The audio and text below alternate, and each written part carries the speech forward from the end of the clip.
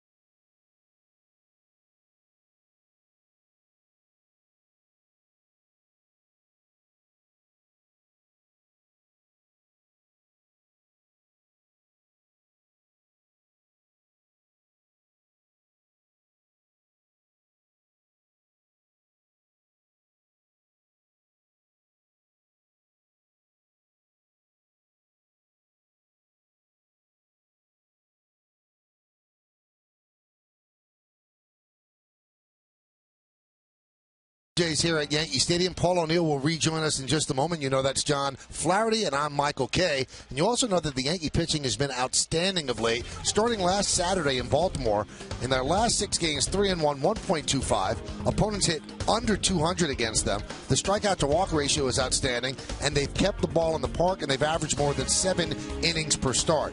Now, if you want a recipe for success, John, that's what you really want. Well, it really is. You have a rotation right now that's feeding off each other. Obviously, CC Sabathia, the ace of the staff. A.J. Burnett has answered a lot of questions with his fastball. Nova had a good curveball his last outing, and you can't say enough about Garcia and Colon. Colon dominating right now. Do you really believe that pitchers, though, don't want to be the ones to break that string?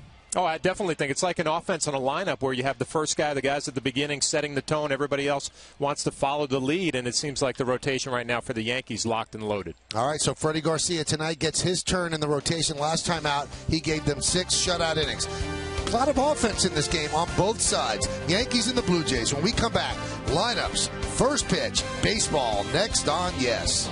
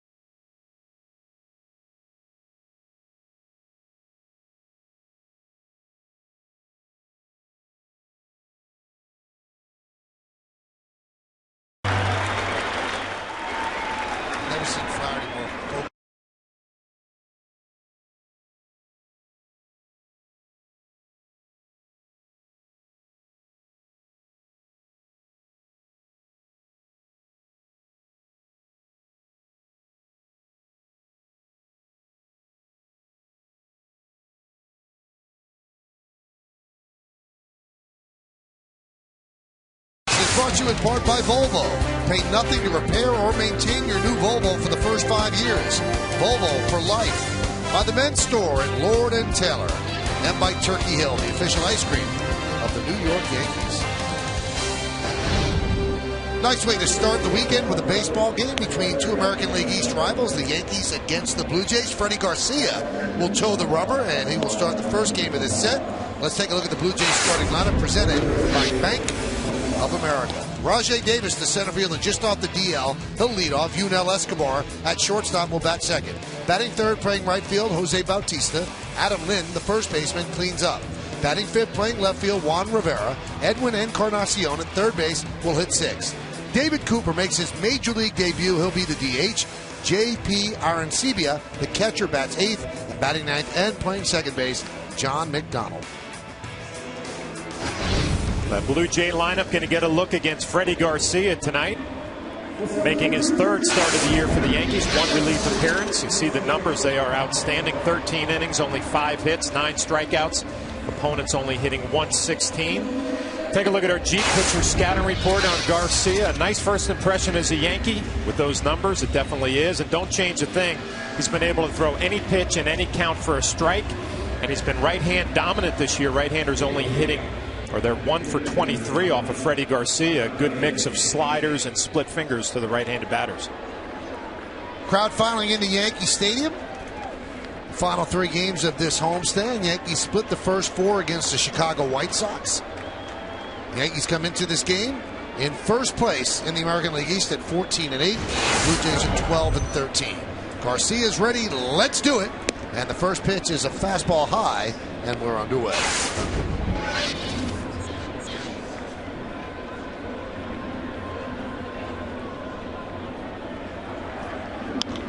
Popped up. A batter off balance. You'll see a lot of that. Nick Swisher coming in and puts it away for the first out. Let's take a look at the Yankee defense, brought to you by your Mercedes-Benz Tri-State dealer. You see Nick Swisher over and right in the outfield. Next to him is Curtis Granderson, and on Granderson's right and in left, Brett Gardner. Let's go left to right in the infield. A-Rod, Jeter, Cano, and Teixeira. That's third to first. Russell Martin behind the plate, and Freddie Garcia is on the mound.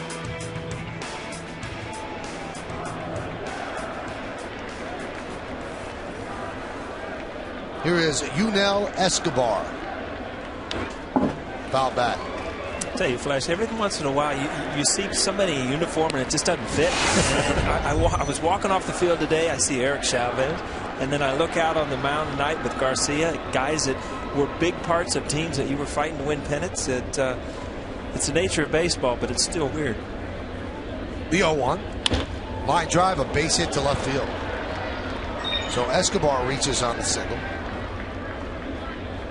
Well, Escobar's gotten off to a nice start this year, but you bring back Freddie Garcia. I mean, the Yankees have to be happy. He's in a pinstripe uniform, off to a great start. Tonight's closed captioning brought to you by Verizon Wireless. So that's going to bring up Jose Bautista. And his numbers just jump off the screen at you. Hitting .360, 8 home runs, 13 ribbies. He's 12 for his last 25. He has an on-base percentage of .529. Slugging percentage of .760. Amazing. Pretty consistent there. First. Well, I guess he's answering the questions last year. 54 home runs. Can he do it again? A big question mark in spring training. Off to a great start. Great month of April.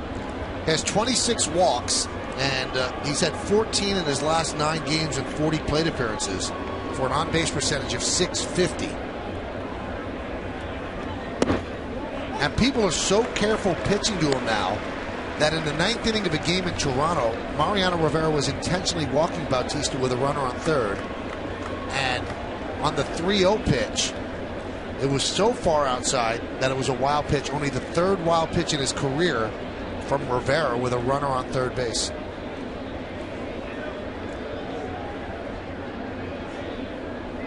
The 1-1. And there's a strike. Let's look at the game time weather presented by Bigelow Tea. 61 degrees, humidity 47%, wind 11 miles per hour. It's cloudy and clearing. Now, Bautista's hurt the Yankees as well. 7 home runs in his last 20 games against the Yankees. I'll tell you what, I was doing my homework yesterday, Michael. I turned on the game. I don't know if you saw Batista hit against the Texas Rangers, but I did. Scary moment for the whole organization. 0-2 pitch came up, hit him in the hand. So let's see how he swings the bat tonight. But the ball actually was right at his face. Tough at bat to end a road trip with. The 1-2. Line drive. He's not affected by it. A base hit to left field. Well, he answered my question right there real quick. You know, I remember last year doing a game in Toronto too, and looking back at notes, and I had Batista down as a nice little utility or extra outfielder utility guy.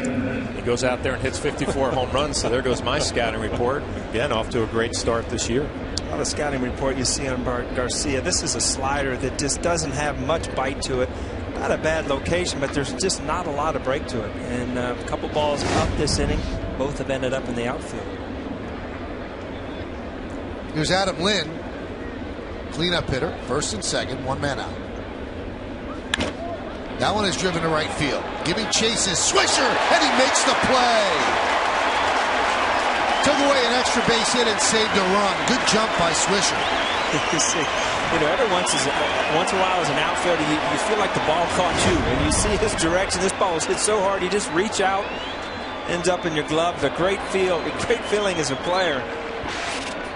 Big pick-me-up for Garcia right there. That could have been a double and a couple runs. And Paul, you talked about the slider not having much break. That looked like a curveball that just rolled in there as well. So he got away with a mistake. Nick Swisher, a nice running catch in right field.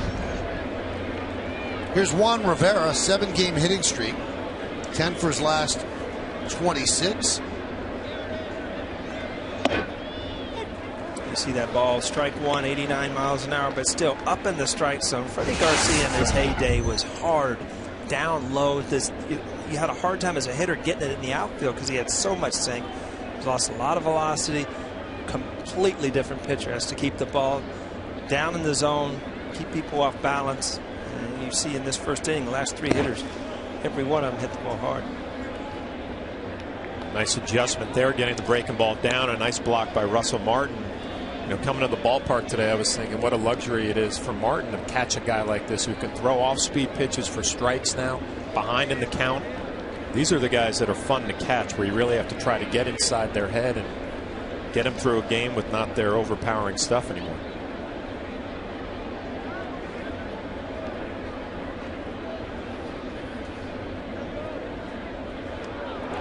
Almost picked him off at second. Much more of a challenge as a catcher when you've got Freddie Garcia out on the mound. I mean, he changes speeds. He's got 5 or 6 different pitches he's going to use. So to get on the same page, especially with men in scoring position.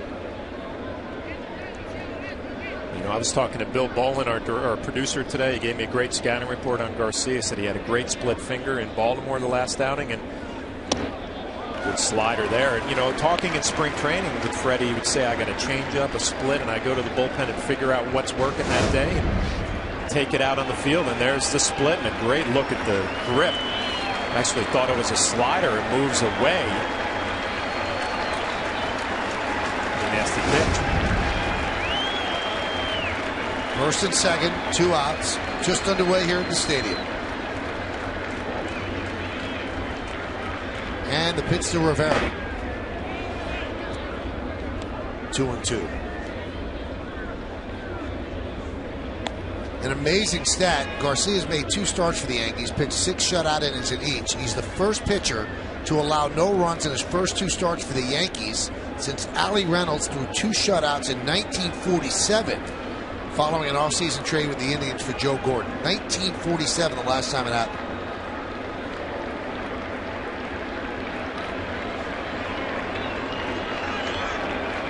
2-2. Swing and a miss. Got him. So a little bit of this, a little bit of that as Garcia works into and out of trouble. 2 hits, 2 men left. Blue Jays nothing, and the Yankees coming to bat.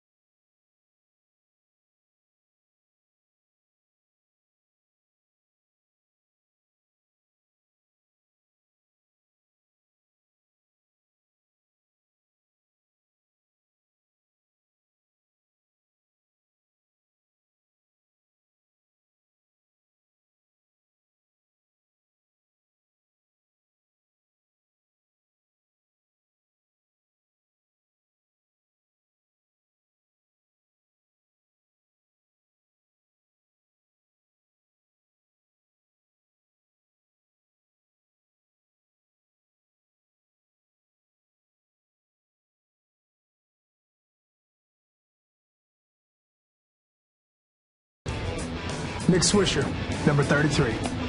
Mark Teixeira, number 25. Alex Rodriguez, number 13. Robbie Cano, 24. Andrew Jones, 18. Curtis Granderson, number 14. Russell Martin, number 55. Brett Gardner, number 11. Nice job there, John. They rendered me useless. Taking away your time. It's unbelievable. It's all right. Well, you know what? After scoring 12 runs yesterday, they can announce themselves, and they're going to have to face a tough left-hander, Ricky Romero. 5 starts, 1-3, an ERA of 3. Pretty impressive numbers. Has not had a lot of run support. We'll take a look at our G pitcher scouting report. It's the #1 starter for the Blue Jays, and they have only scored 4 runs for him in his last 4 outings. That's why the record is 1-3. And not your typical lefty. Doesn't have that big overpowering slider, more of a changeup pitcher. Gives the righties a tougher time than he gives the lefties. Here's a righty, Derek Jeter. Derek, 7 hits in his last 16 at-bats. He had a day off yesterday, and he fouls it off. You see on that first pitch, most lefties with real good changeups are hiding their fastball. They don't have a fastball. Romero has a good enough fastball to get away with it. You see first pitch out of the gate, 93 miles an hour.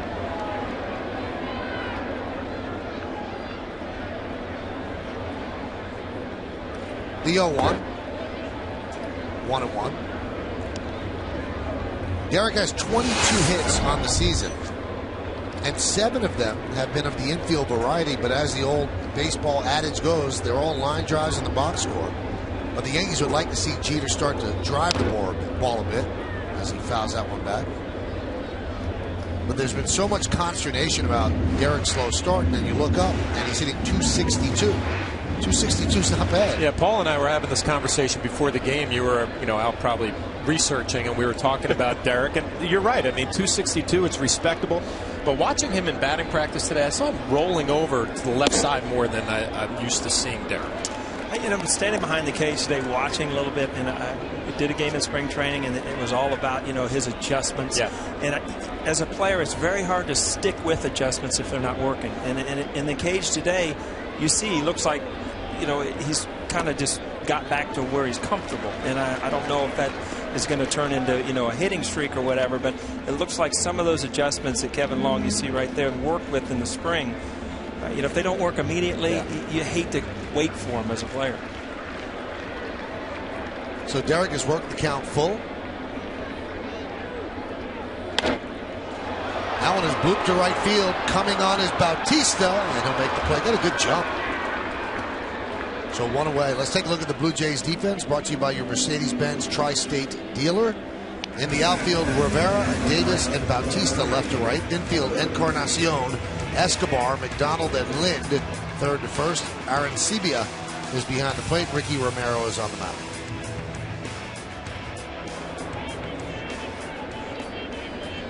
And here's Nick Swisher. A load taken off his bat yesterday when he hit that home run, and he freely was admitting that was wearing on him. A lot of players carry that silently and they don't admit what was bothering them. But he had 29 home runs last year and has 0 in that column this year. But he connected against his former team, the Whites, to the second deck and right. Broke out in a big smile. It's funny, as an everyday player, there's times throughout the year that you go a week or two without a home run, and then it starts weighing on you. I haven't hit a home run in a while. But when you start the season off that way, it's just it really eats at you. And right here, that's a no-doubter. Such a relief as a player, and you try to break it down. All it is a good swing on a bad pitch, but it still haunts you at night. You still think about it when you go to bed. I haven't hit a home run yet.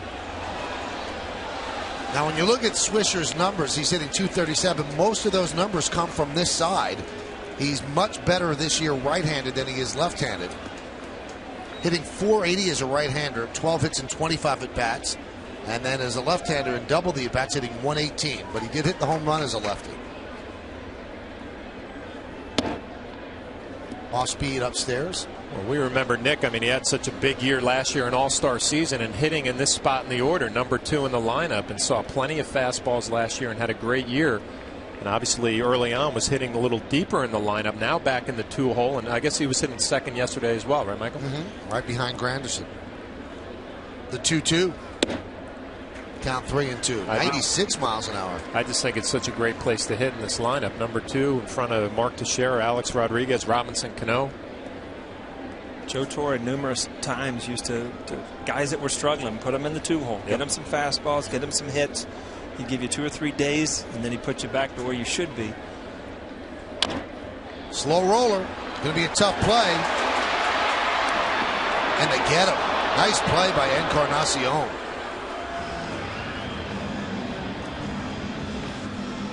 It's a good pitch on a 3-2 count. It's a changeup that we talked about earlier. And Nick Swisher out in front. Romero gets off the mound in good shape, just out of his reach. Encarnacion, a nice throw on the run to get Nick Swisher by half a step. This is on the Coors Light freeze cam. The ball's in the glove. The foot has yet to come down on the bag. You look at that play. If Romero comes up with that ball or even touches it, he's safe. There's no way that he can stop and pivot and throw him out. So I know it's a natural reaction as a pitcher when you break that way, but you know, if he gets a glove on this ball or comes up with it, it's a base hit. So luckily for his sake, got through it. Third baseman makes a good play. Here's Mark Teixeira, sat out yesterday's game with a sore shoulder. All is well now as he's back in the lineup and takes a strike.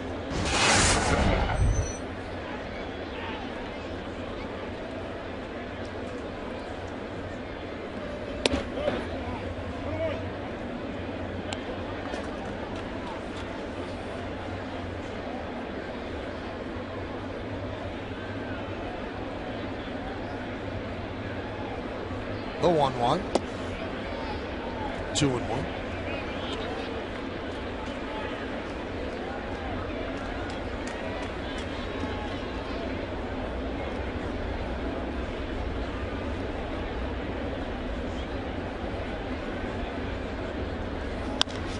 Grounded left side. Past to diving Escobar into left field. A base hit for Teixeira.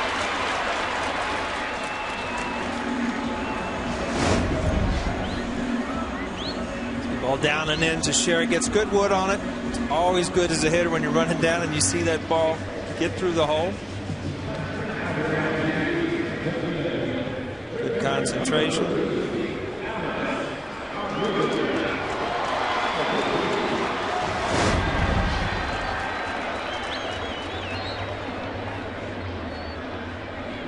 Here's Alex Rodriguez.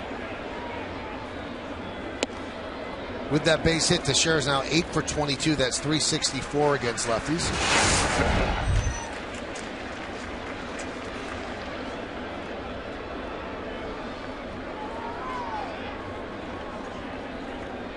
The 1-0.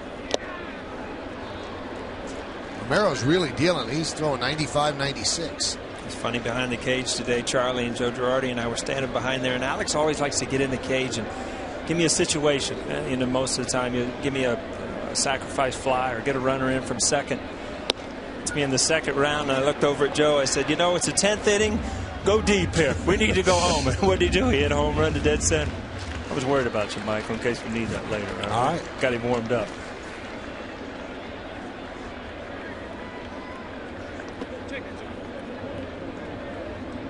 Count 2-2.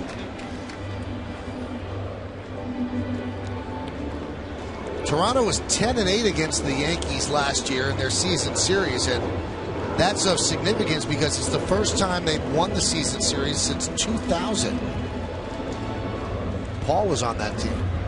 New manager John Farrell. That is a long time ago. Long time.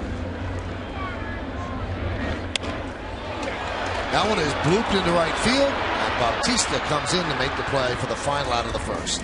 No runs ahead, no errors, one man left. Let's go to the second. There's no score on yes.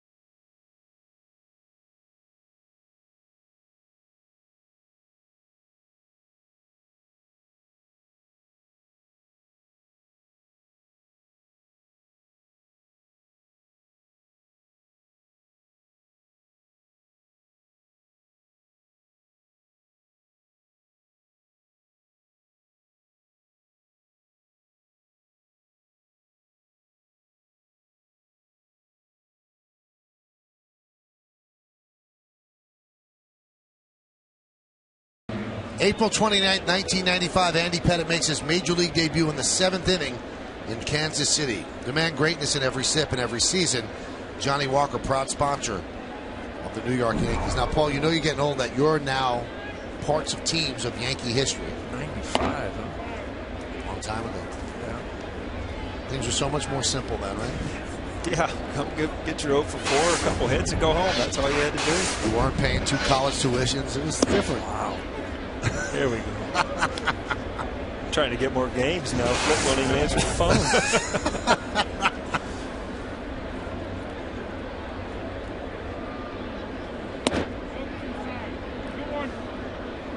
I did have a flashback today, though, Michael. I got into town today. You know, it's funny. I actually landed in New York today. The sun was out. It's not very often that you go to New York to see the sun. It rains every day in Cincinnati now.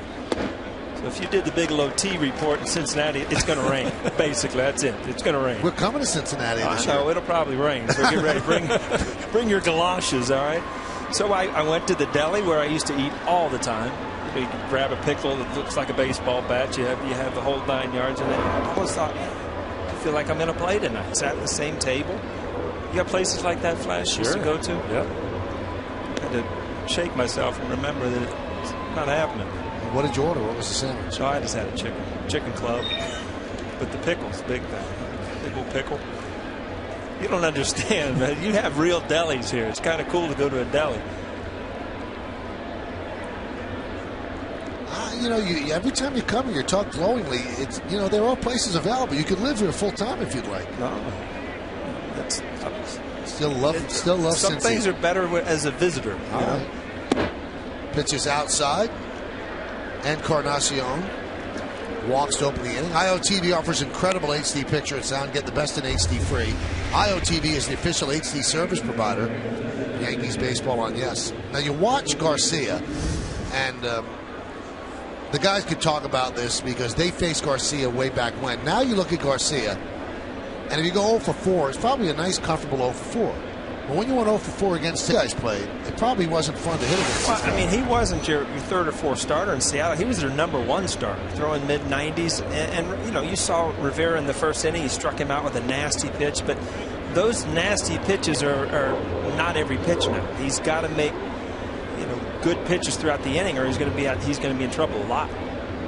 Well, you know what he still has, but what he had back then is that swagger out on the mound where he knew he was dominant. He knew he could throw it right by you, and he wasn't afraid to challenge hitters.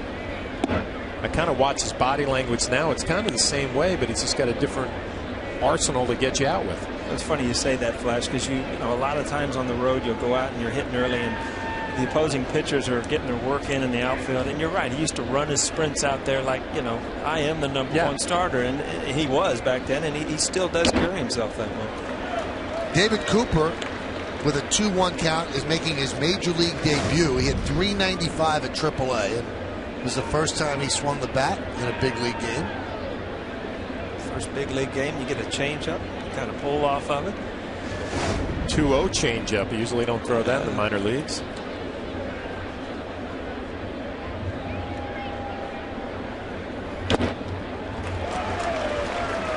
When you're up in your first big league at bat, do you even know what's going on there? Is your heart just pounding? I had great advice from our what was he, the bullpen coach, Gary Allenson, said go up there in the first, right when the guy lets go of the ball, just swing as hard as you can. Kind of get the jitters out of the way and settle into your at bat. Great advice. I was watching Chapman.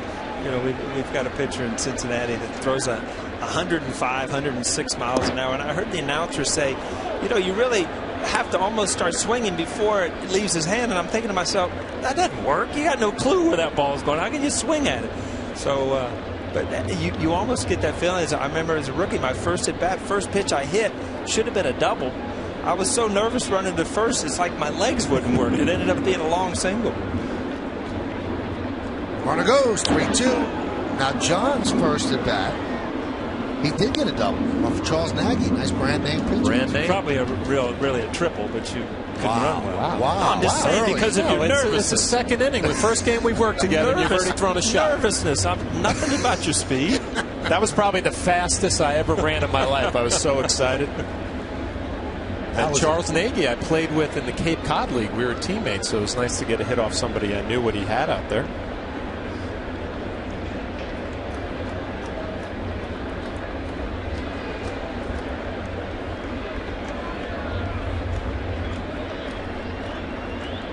That was an early shot. Surprise. Second inning. It's not intentional. Now, if it was coming at you, it would have been. That would have been intentional.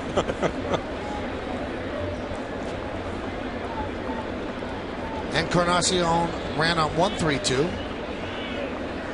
He runs on another. And Mr. Cooper walks in his first at bat.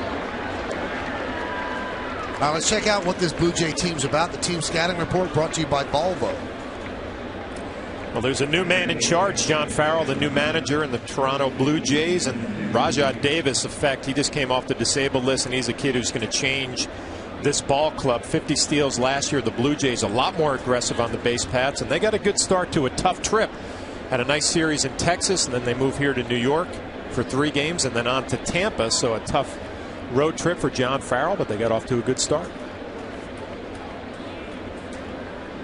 Kind of different seeing the Blue Jays more aggressive on the base pass. I haven't seen that in a few years. Pitch to Aaron Sibia.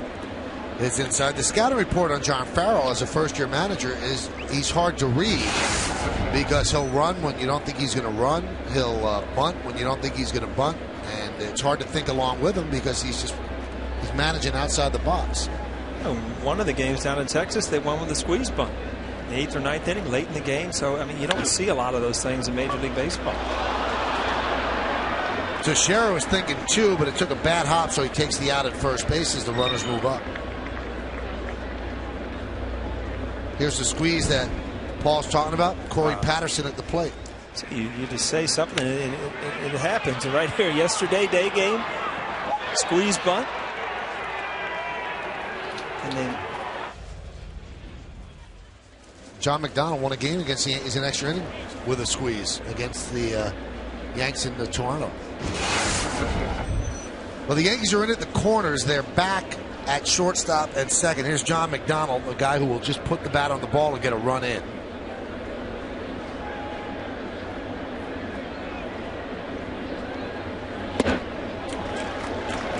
McDonald's always been a nice little utility player, getting a chance to play. Aaron Hill is hurt, still on the DL. But I noticed, Paul, he was kind of checking out the infielders to see where the Yankees were playing. You know, you talk about a possibility of a suicide squeeze, maybe a safety squeeze. Put the ball in play, you're going to have yourself an RBI and an early lead. Mark Teixeira playing in. Got a hanging slider there, and he swung right through it. Change up there, so you know he's ahead. Freddie Garcia 0-2 in the count, and he really hasn't made his best pitch. He hung a slider, first pitch. You see that ball just spinning over. Stays on the outside part of the plate. Took enough off of it to get McDonald out front.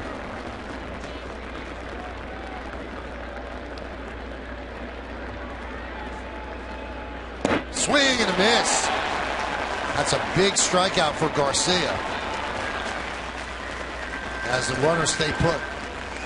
And I've said it a million times, and if you run back, that was a nasty pitch. That ball ended up, started in the strike zone, ended up in the dirt. But as a hitter, you sit on the plate and you'll see the way he finishes them off here. Split fingered, ends up in the dirt, but that ball was in the strike zone when it came out of his hands.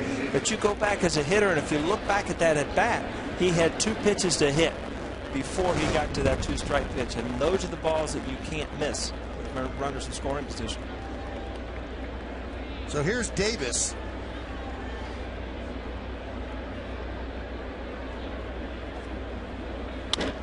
There's a ground ball to Jeter. He charges, fires, got him. And the Blue Jays are now 0 for 5 with runners in scoring position. And opponents now 0 for 14 against Garcia in those roles.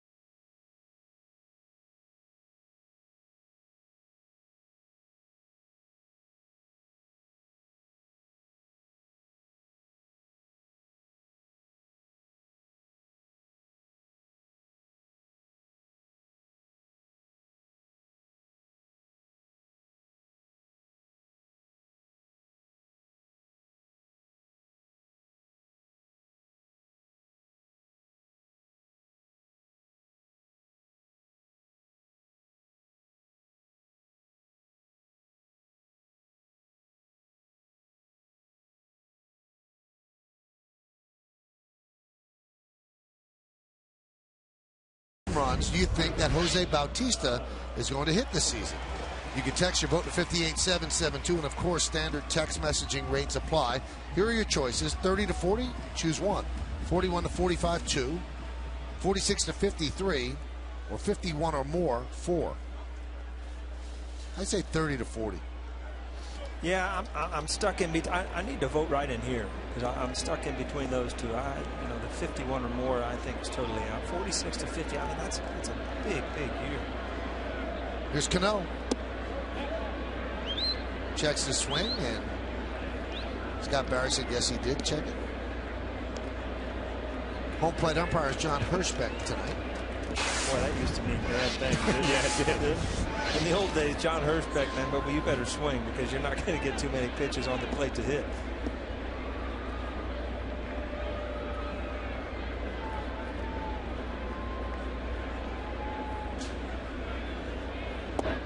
Remember, I used to have a talk with Wade Boggs about John Hirschbeck because Wade would always really not like when John Hirschbeck was calling a game. And there's the umpiring crew for tonight. I said, well, if you know Hirschbeck has a wide strike zone, why don't you adjust? He says, so let me get this straight. Something that I've learned since I was 4 years old and learned the strike zone. Today I'm going to unlearn it because John Hirschbeck's the umpire. He goes, it doesn't work like that. Well, I mean, you see this thing right here. It's at every game. That little home plate. Right. And the rules of the game are you got to throw it over the plate. So, I mean, why swing at a ball out here in the other batter's box that he used to call? You know what? I'm getting such flashbacks right now with O'Neill and Boggs when they came to the plate and I was catching. All they did was complain. Anything that was close. Throw this thing over the plate so I can swing at it. We'll get this we'll get it over with early. Let's go. Well, Questak has certainly made it a little bit more uniform for all the umps. A strike is a strike is a strike. And you get graded on it. Cano did not like that being called a strike. Wow. So he's had a check swing and a pitch a foot off the plate. You got to be a pretty good hitter to still stay in there.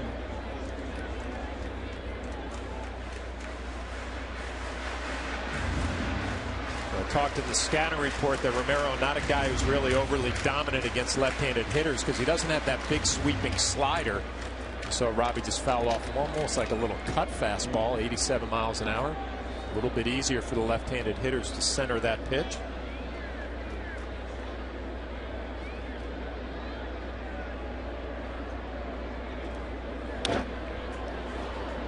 That's the difference. I saw that fastball in, and I'm just thinking this is the pitch that in the old days I couldn't hit. That fastball, two-seam fastball from a lefty. It's just a hard pitch to hit for a left-hand hitter. And you see Robbie, what he did he fouled it off. He spoiled it. Just gives himself another chance for him to make a mistake and get a ball out over the plate. If you hang a slider here, then he hit a line drive to left field. Check swing, he did not go. So he's worked the count full. Nice check swing right there too after that fastball in. You mentioned Paul able to lay off a nasty pitch down and away. Were the best breaking ball Romero has thrown in this game so far, and Robbie able to hold up. I'm sure that's not easy to do. I tell you what, it's not easy when you've got two strikes and they point down at that third base umpire. Everything's in his hands. You just stared at him from the first pitch, so he's like already raising his hand to send you back to the dugout.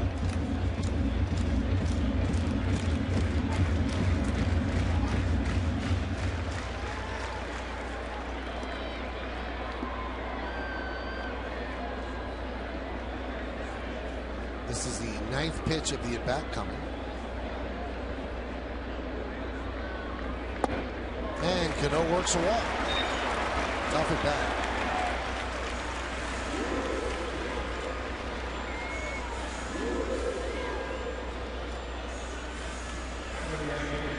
On paper, that just looks like a walk. But if you look at, he really didn't have a pitch to hit. He had a check swing, a couple nasty pitches inside, a tough slider that he laid off. Just a great at bat, a great hitter.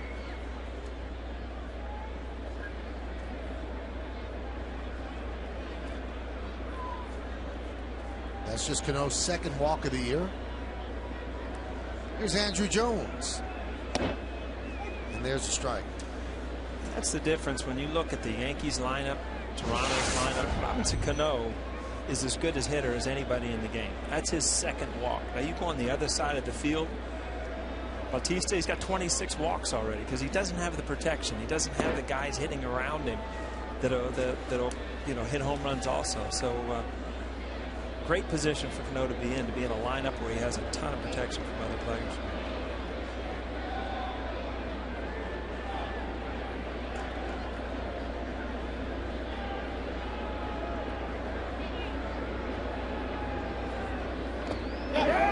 He could not hold up, so Andrew Jones down on strikes. First strikeout for Ricky Romero. We talked about the changeup for Romero being a quality pitch. This looks more like a curveball. Andrew Jones tries to hold up a swing. He cannot. It'd be a tough night for any hitter if you're going to have a fastball, changeup, and then you throw your third pitch, which happens to be on that night. A good curveball down in the zone. A nice block by Aaron Sebia. Here's Curtis Granderson.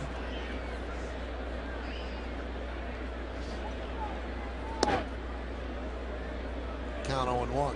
There's that two-seamer in. And again, I talked to Buck Martinez, who does the Toronto Blue Jays telecast, and he said that Romero always has his fastball, always has a good changeup. If he ends up having a night where he has that good curveball, those are the nights where he's unhittable. And you talked about it earlier, Flash, that it's almost backwards. You see Buck up there. Always that the lefties have that big curveball. Yeah. And if he has that curveball, right or lefty, it's going to be a tough night. Let's check out the Delta League leaders, and this is the league leaders in home runs. So you've got Bautista with 8, and Granderson and Beltre and Zobrist are tied with 7. 8 players have 6. 1-2. So Zobrist right there. You see the day he had the other day where he had 10 RBIs? Broke a record. RBIs in a doubleheader. I think he broke your record down there, Flash. It wasn't my record. I was thinking 10 RBIs. That's a month for me. Used to be a good month. 2-2. Swing and a miss. Curtis Granderson has been swinging the bat well pretty much all year, and he did not look comfortable at all that at bat. Tells you Romero and the type of stuff he has early on tonight.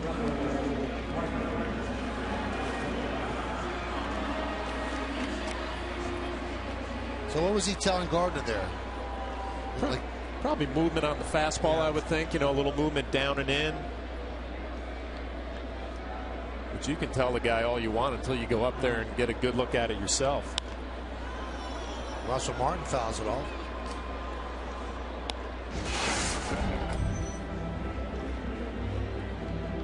Martin has been so good for the Yankees. 296 homers and 17 ribbies, and has caught the vast majority of their innings. Gustavo Molina was the backup, but Francisco Cervelli was activated today. Yeah, it's funny. You saw Granderson kind of giving him what pitch he threw. Remember, like in Pony League and Little League, everybody would come back to the dugout and everybody would say, "Is he throwing hard? Is he throwing hard?" These guys don't care if he's throwing hard. They want to know the movement, where it's breaking. Velocity has nothing to do with it, basically, because everybody throws hard. That one's driven deep to left field. Giving chase Rivera on the run. It's off the wall. Cano rounds third. He will score. Russell Martin stops at second. An RBI double. And the Yankees lead 1-0.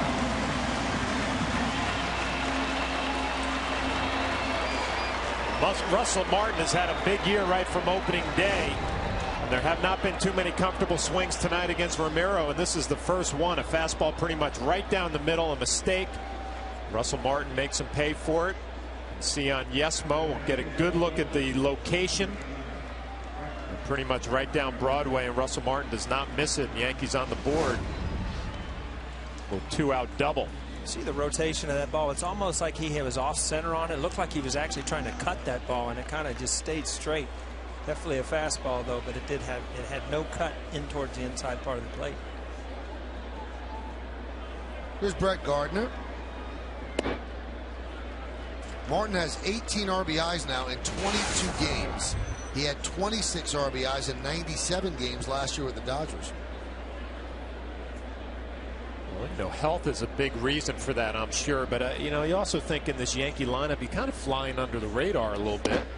I think he's taking advantage of that, Paul, you know, kind of sneaking up on some people at the bottom of the lineup. And it's not like it's going to be, you know, we'll figure him out by the. He could hit like this all year and still get pitched to, because, you know, you've got Teixeira and you've got A-Rod and you've got guys that, you know, the American League are going to pitch around. So, I mean, this is a guy that could come and swing the bat well all year and not start being pitched around. Scott Brocious? Scotty Brocious. Yeah. Good one. You are doing your homework. Ninth in the order, right? Drove 100 RBIs. Gardner does not mind facing Romero. 4 for 9 and a home run.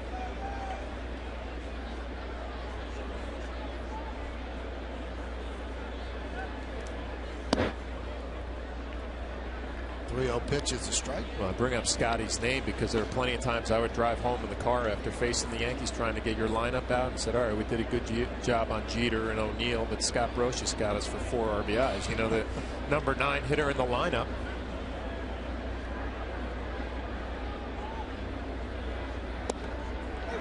Strike 2. Brocious in 98, the year the guys are talking about. 319 home runs and 98 ribbies.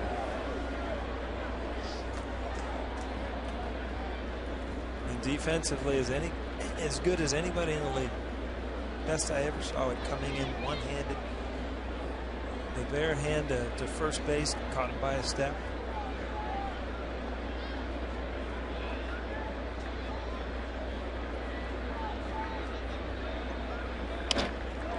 Right back up the middle, grabbed there by Escobar.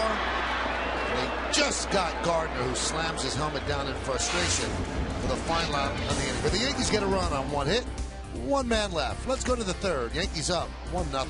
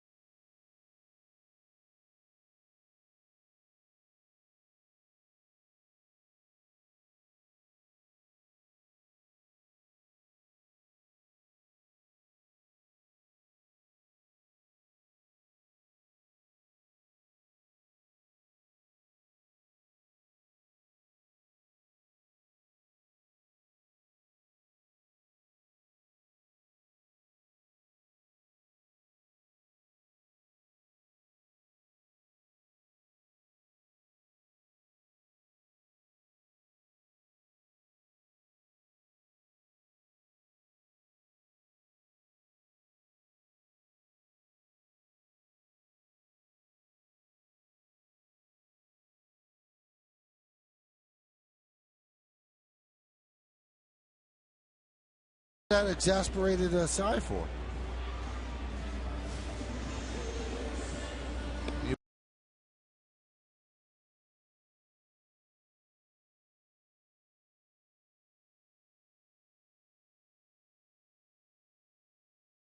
Third, I see some raindrops on the camera lens. Let's check it out with our resident meteorologist, Jack Curry, down on the third base box. Jack, is it in fact raining? It's a slight drizzle, but we're going to play on through, Michael. That's what I'm saying. All right, sounds good. How about Francisco Cervelli? I would think that guy has to be pretty happy he's back with the Yankees. Michael, when I walked into the Yankee clubhouse today, he was the first player that I saw. When I went over and talked to him, he said that he missed the smell of the clubhouse. That's the first time I've ever heard a player say that, but that's how anxious he was to get back. Didn't even want to talk about his foot. He said it's fine. I asked him his thoughts on Russell Martin. He said this guy plays every inning, every day. He's Superman. Well, he certainly has been that. I never noticed the smell in that clubhouse. It's so clean. They got a full diner back there now. It's not like the old days where you get a pack of potato chips and a Coke. I mean, you've got a chef. You got everything back there. Can you imagine, John Flaherty, if there was a full chef and a diner in the old days? You would have made Mr. Steinbrenner going to bankruptcy. I'm telling you. I didn't eat like that when I was. I used to.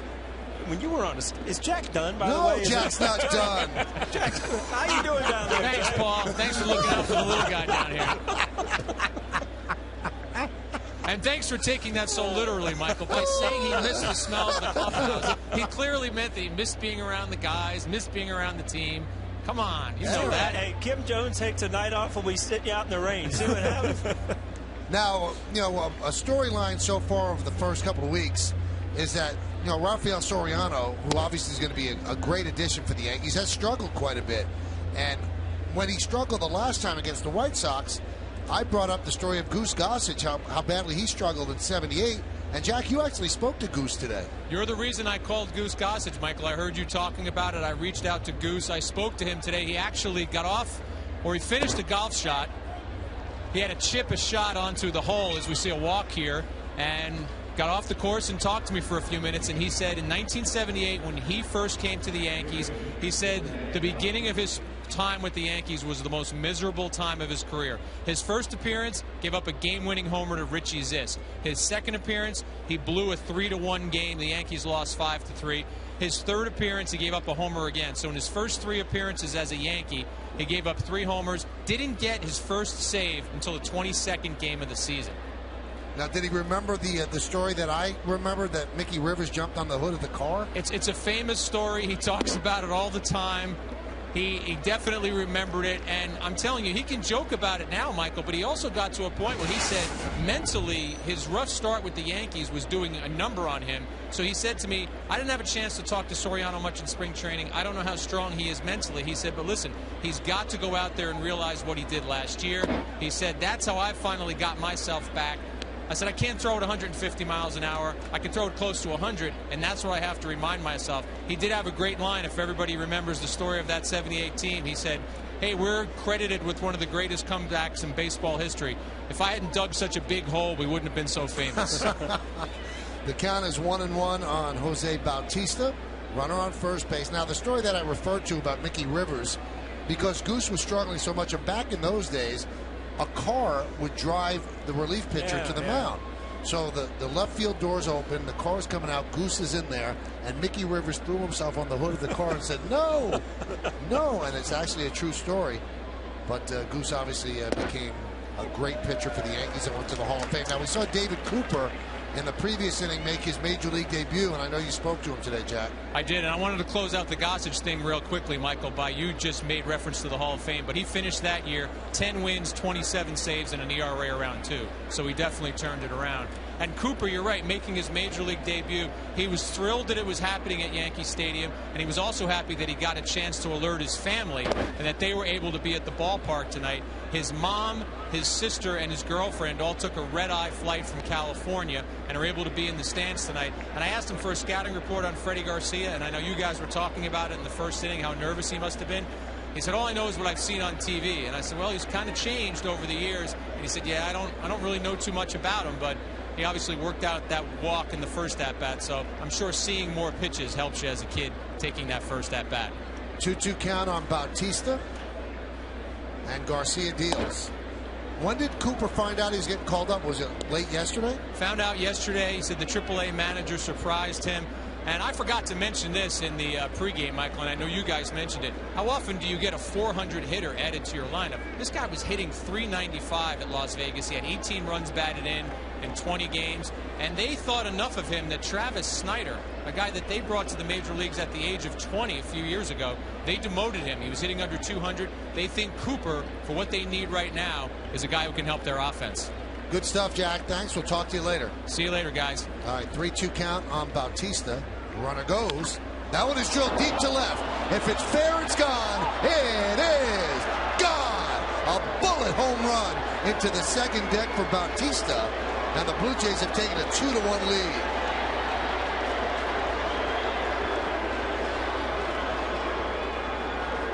And we've talked about his power, what he's done the past couple years.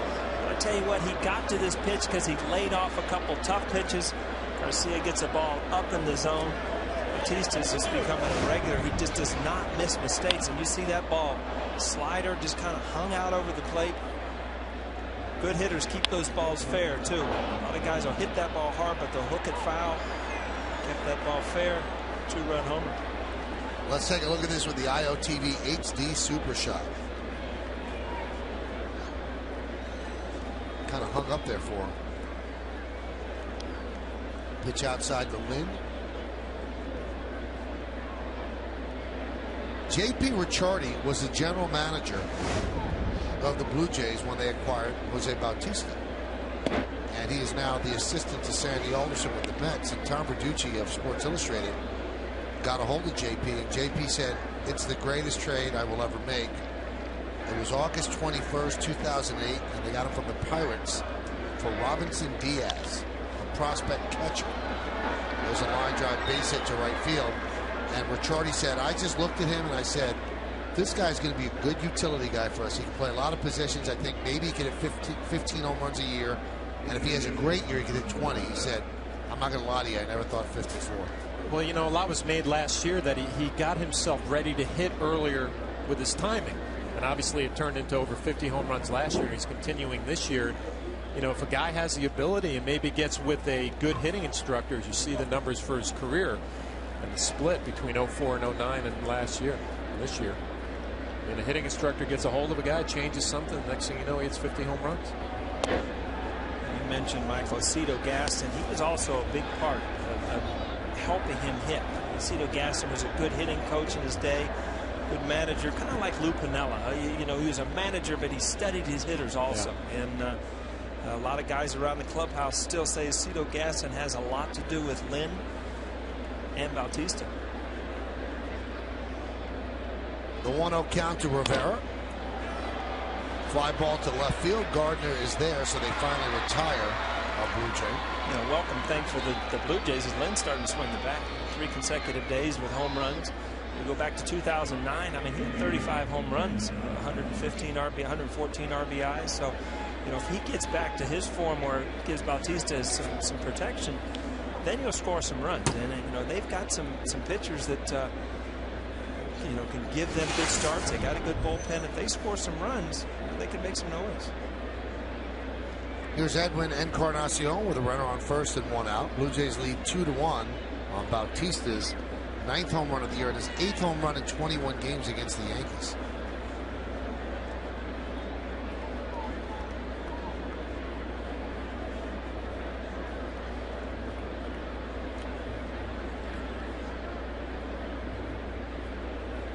Now, of those 63 home runs that he's had as a Blue Jay, 1 of them went to right field.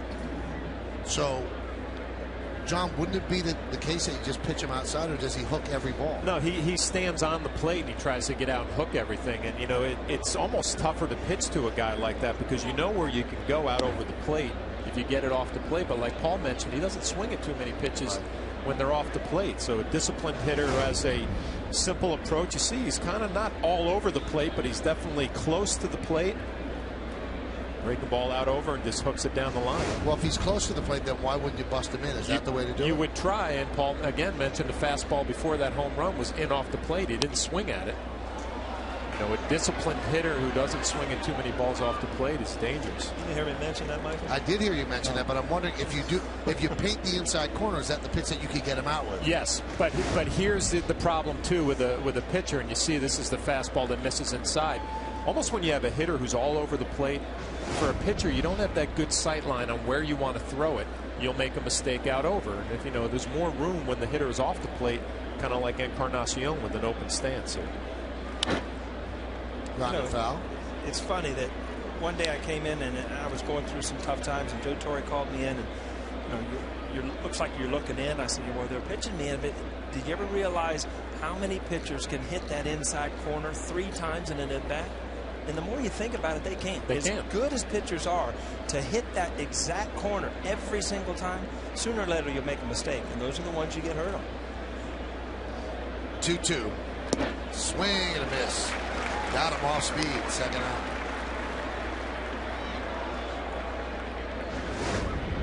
Again, that split finger fastball. A great look at the grip, the rotation on the ball.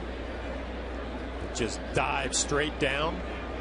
It's been a nice pitch. The slider hasn't been great, but the split finger tonight has been fantastic. Well, I was just going to mention, I mean, his slider, he's made a lot of mistakes with. Yeah. He's got some strikeouts with that split finger. It's almost like he's going to have to start throwing that early in the count, which, for me, Fletch, I don't think he's done that a lot in this game yet.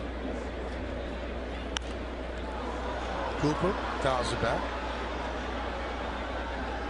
So just to wrap that story up then, Paul, what Joe was pretty much telling you to do, that the spin on the inside pitch, he's not going to be able to throw it 3 times. Yeah, sooner or later to look, you know, if they throw you a perfect pitch the first time and to think that, you know, they're going to make 3 of those in an at-bat, right. It doesn't happen very often. So you can't look for one thing. You look for the pitch that you're good at hitting, and sooner or later, pitchers are going to make mistakes. And to add on top of that, I mean, working with pitchers for my whole career, a lot of guys are not comfortable pitching inside. They fear that if they make a mistake, it gets hit out of the yard. So they would rather pitch away from a hitter than pitch inside, kind of playing to Paul's point. Are they also afraid to hit batters? It's all part of it.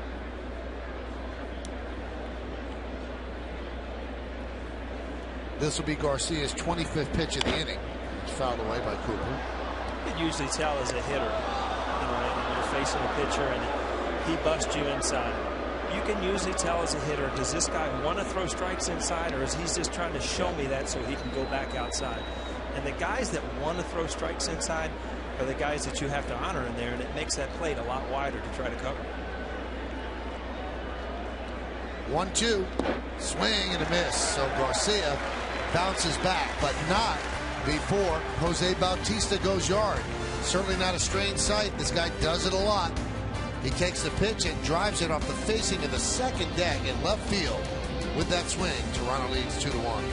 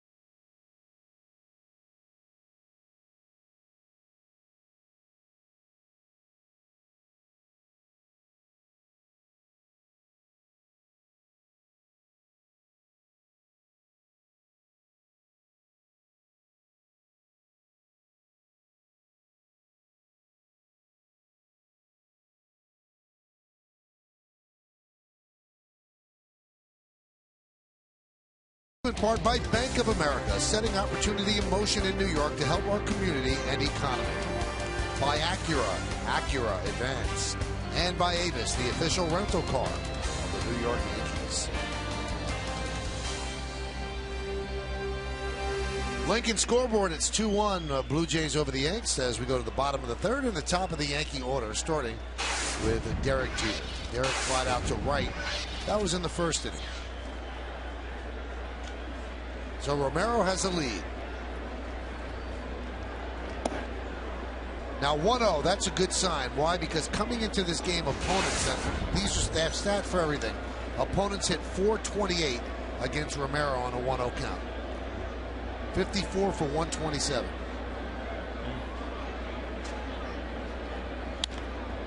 That one is driven into right center field.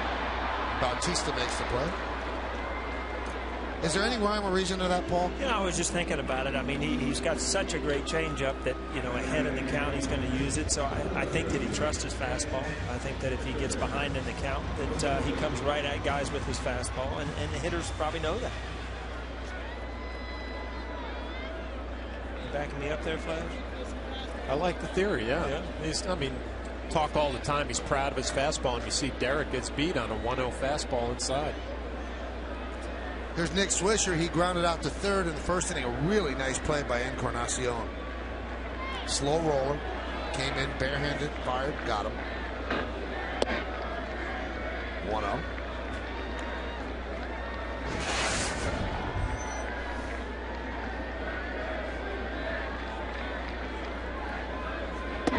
Pitch is high.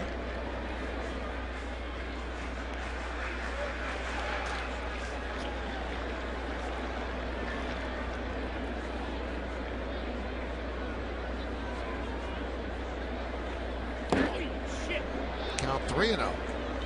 See if Romero can pitch with a lead here. I mentioned in our G pitcher scouting report, Blue Jays have only scored 4 runs for him in his last 4 outings. 2 runs already in 3 innings. We'll see how he does with the lead.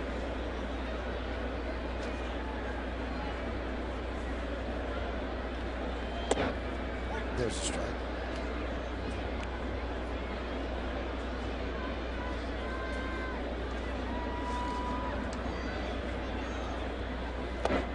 And he walked Swisher. Follow the New York Yankees with the MLB.com @Bat11 app for your iPhone, iPad, Android, or BlackBerry. Get live audio, pitch-by-pitch tracking, video highlights, and more. Text @Bat to 31826 or visit Yankees.com for details. I'm just going to say, does that mean I can't get it on my razor? Huh? I don't think you can get it on your razor. I'm a little outdated. My kids laugh at me every day. I mean, why buy that? I don't know how to work all that stuff. Here's Teixeira. Right back to Romero. He saved himself and made the out. Wow. And now he takes a walk behind the mound to collect his thoughts. That has to be scary.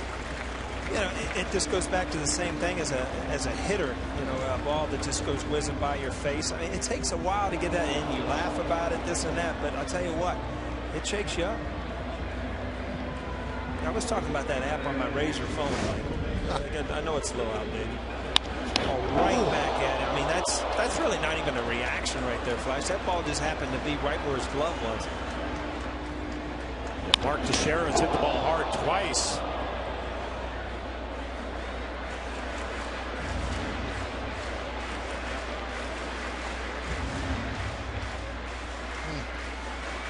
Scary.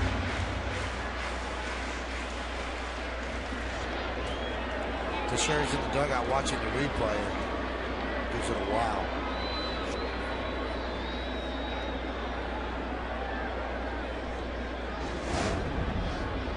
Here's Alex Rodriguez. See, right back at that fastball. Yep. So, I mean, Flash, what you said about being proud, a lot of pitchers don't believe in their fastball. You can tell Romero not afraid to go after people.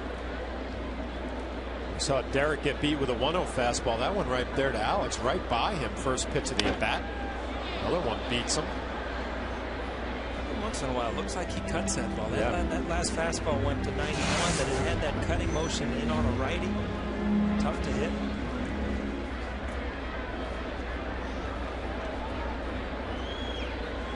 So many things you can do here. You've gone at it with hard stuff. You're 0-2. Curveball, you still have your changeup. You could go back inside. Flash, you're probably up here just thinking of all these things you can do. Go right high now. fastball. You can do so many things. What you don't want to do, I know, is to get back to 2-2, 3-2, because then Alex is right back in the count, where as a hitter you feel like you're going to get a pitch right after. As Rodriguez goes down on strikes. No runs, no hits, no errors, and one man left on base and one near miss. What a play by Ricky Romero. Got it out, saved himself.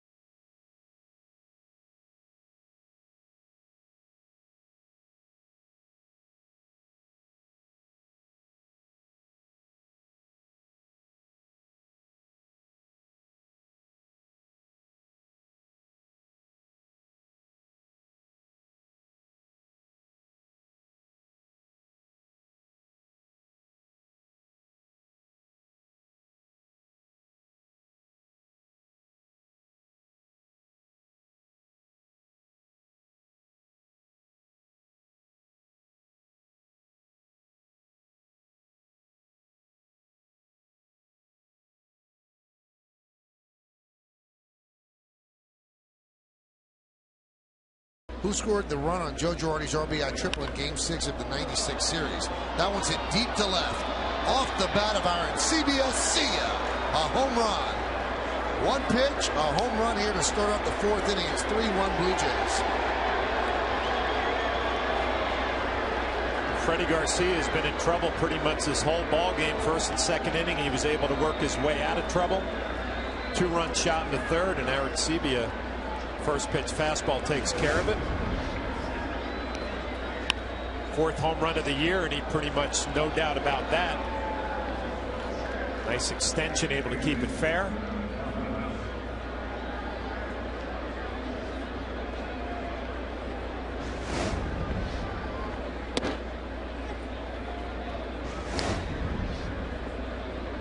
Was running in, but still didn't have real good sink on it. Just kind of sailed it inside.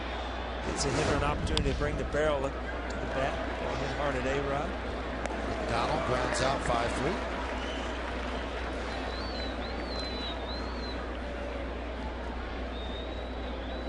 I'll let you know, Michael. First game of the year, I'm 1-for-1 on the questions. You better get that one. I'm just, why? Because I played that? I'm just saying, you should know you're on that team. I remember it well. All right.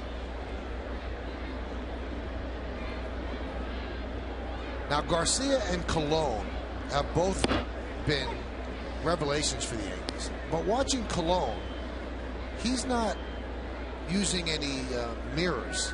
He's coming at you. He's throwing 95 miles an hour. And I'm wondering, that one is looped into right field, and it's going to dunk in front of Nick Swisher, so a base hit for Rajai Davis. I'm wondering, I'll ask you, John, the more people see of Garcia, maybe they did some homework on the first 2 starts that he had.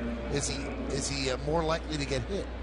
Well, I mean, you would worry about that. The scouting report, you know, he'll throw a lot of off-speed pitches and fastball counts, so maybe you sit back a little bit more as a hitter. But to me, early on in this game, and Paul talked about it, his slider has not been very good. The split has been his best pitch, and missing a little bit with location. So I don't know if it's as much a scouting report situation or just really not having all your pitches tonight. I mean, he's back to being a pitcher where he has to make quality pitches. He's not going to get away with a lot of mistakes. He's made more mistakes tonight than he has his past couple starts. Warner goes, pitch out, throw to second. Not in time. Davis got such a good jump that he was able to make it despite the pitch out, which wasn't a perfect pitch out. Yeah, we'll get another look at the pitch count, and not a great jump, but Davis with just fantastic speed can outrun the baseball. You see Robinson Cano. The pitch out actually comes back towards the plate. A pretty good throw, a nice tag. Yankees don't get the call. Davis gets his hand in there. Bang, bang.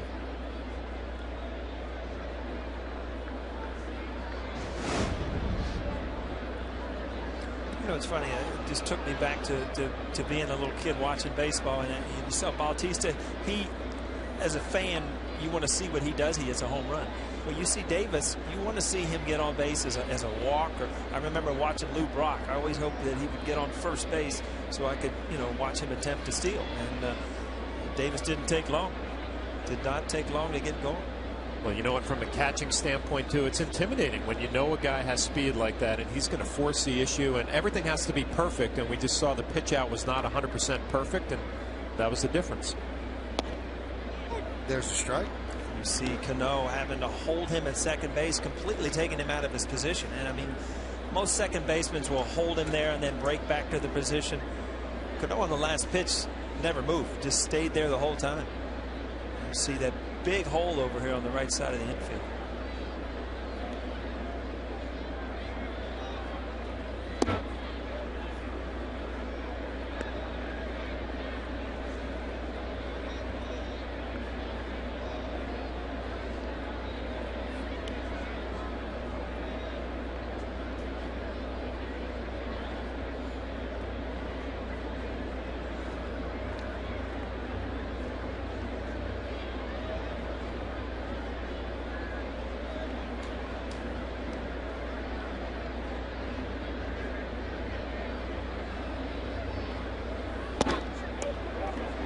Check swing. First base umpire, Wally Bell, said he went.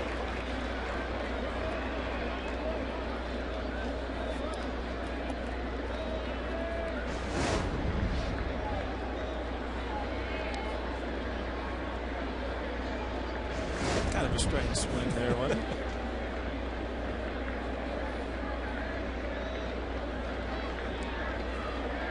Paul's talking about what a threat Davis is. Davis was tutored on how to steal bases while he was with Oakland by Ricky Henderson.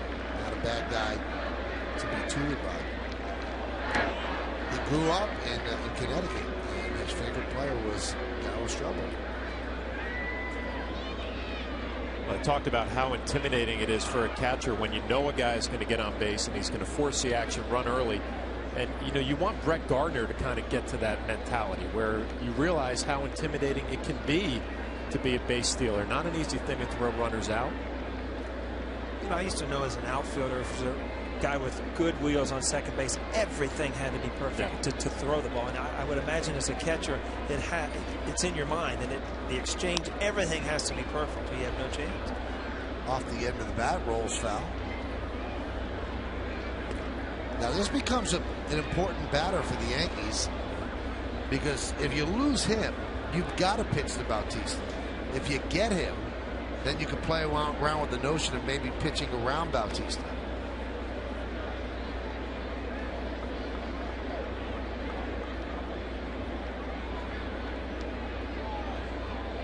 Probably go with his best pitch. That split finger fastball has been his strikeout pitch tonight for Freddie Garcia. We'll see if he goes with it here 2-2. Again, if I'm not stealing, if I'm Davis and I'm not stealing, that's in the back of my mind, because that split finger, even if he bounces it, doesn't have to get by him. You can get to third base.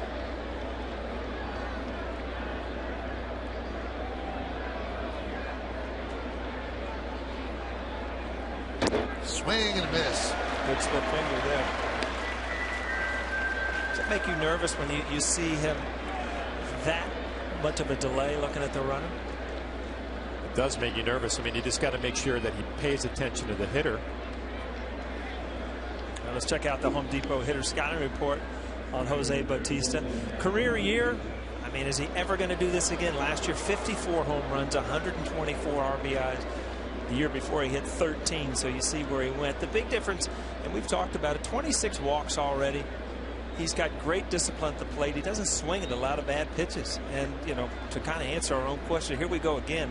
Coming into the game, hitting over 360, 8 home runs, which is 9 now, 15 RBIs, really with no protection until the past couple of days with Lynn. So offensively, he's been kind of a one-man wrecking crew coming into the last series against Texas, and then Lynn has given him some protection.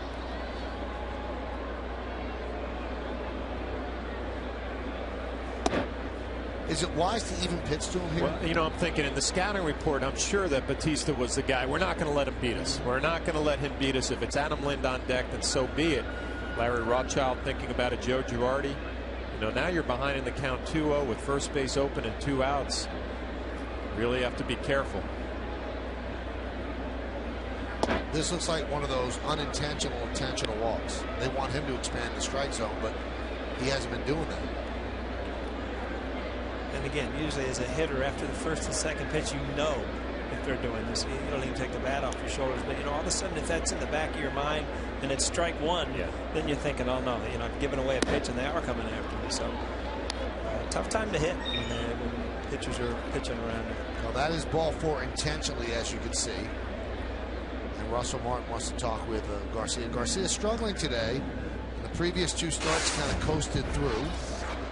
So now we'll see what kind of protection Lynn gives, because if Lynn can pay off here and make the Yankees pay, then they'll be less apt to walk Bautista the next time the situation comes up.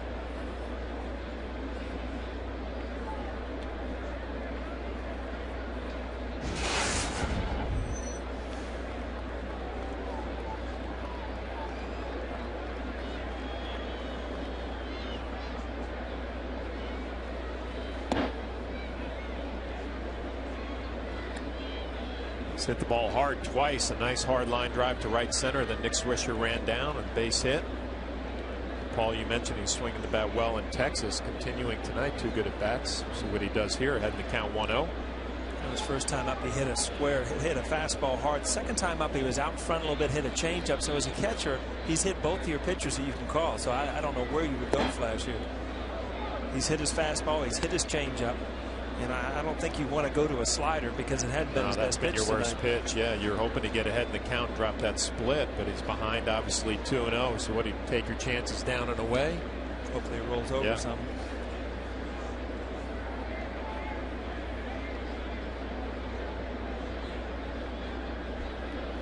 The 2-0. 3-0.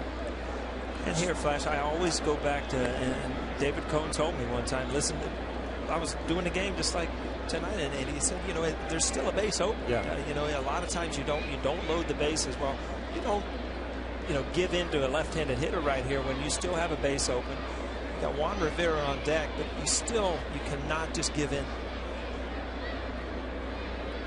3-0. He walked him. So that's the 5th walk.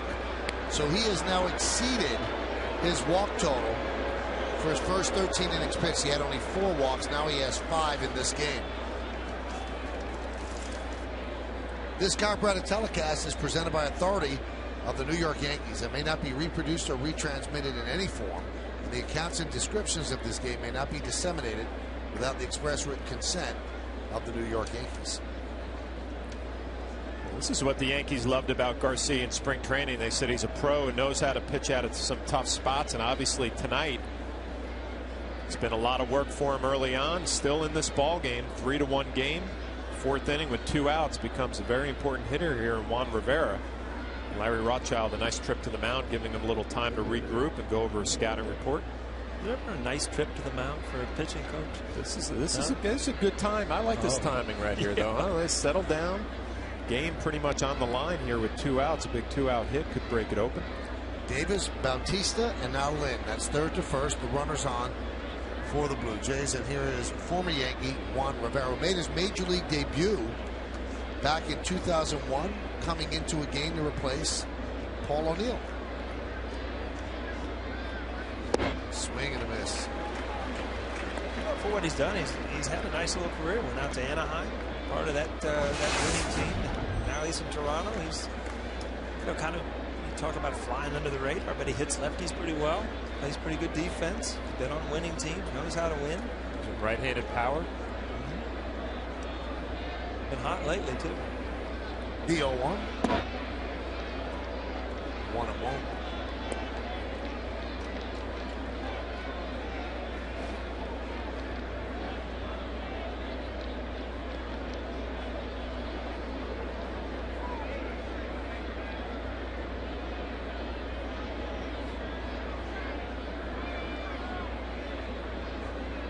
The 1-1.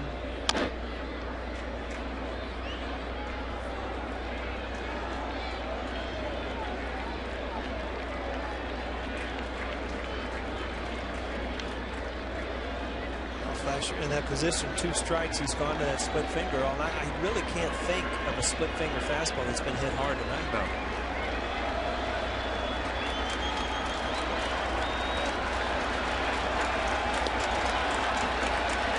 A lot of pressure on Russell Martin to keep that split finger in front of him if they decide to go that route.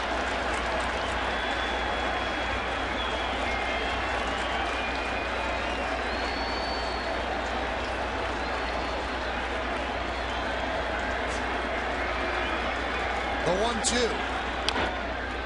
Grounded foul. Talked about how many good ones he's made. Well, he hung that one. And that ball you see is sat up on the middle of the plate.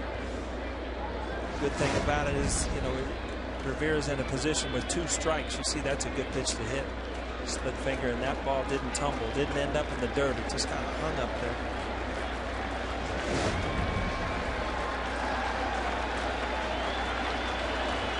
Big part of the game right here. Top of the 4th, 3-1 Blue Jays looking for more.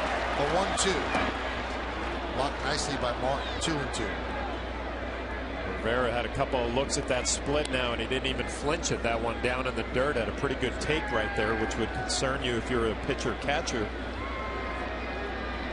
Might not be as effective if you go to it 3 times in a row.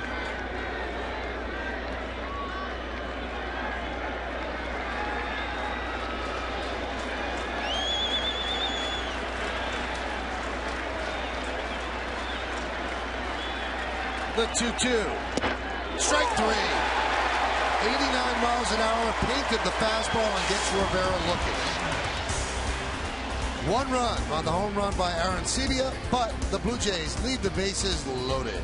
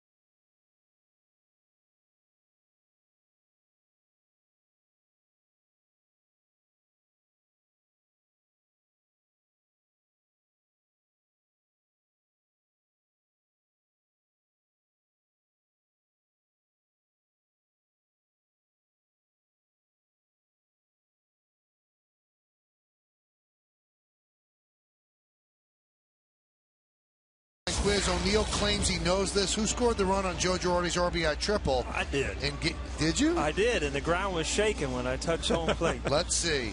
There you are. Look, they even spelled it right.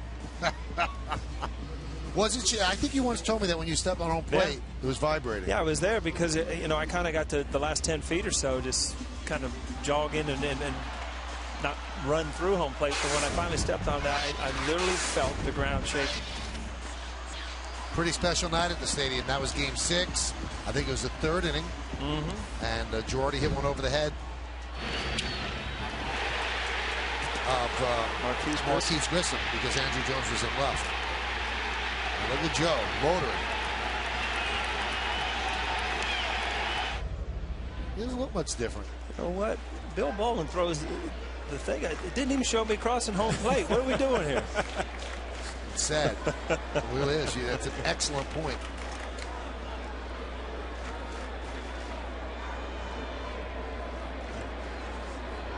Here's Cano. You know why they showed that clip? In case I got the question wrong. Nobody really knew who scored the run. That's right. Yeah.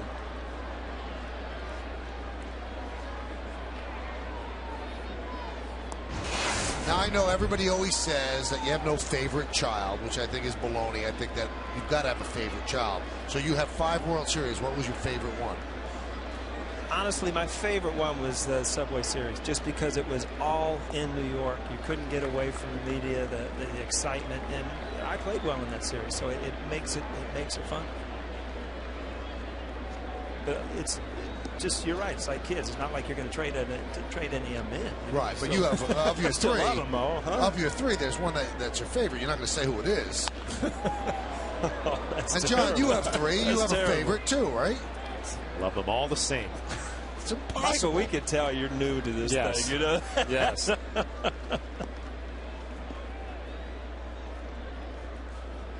That's a politically correct answer.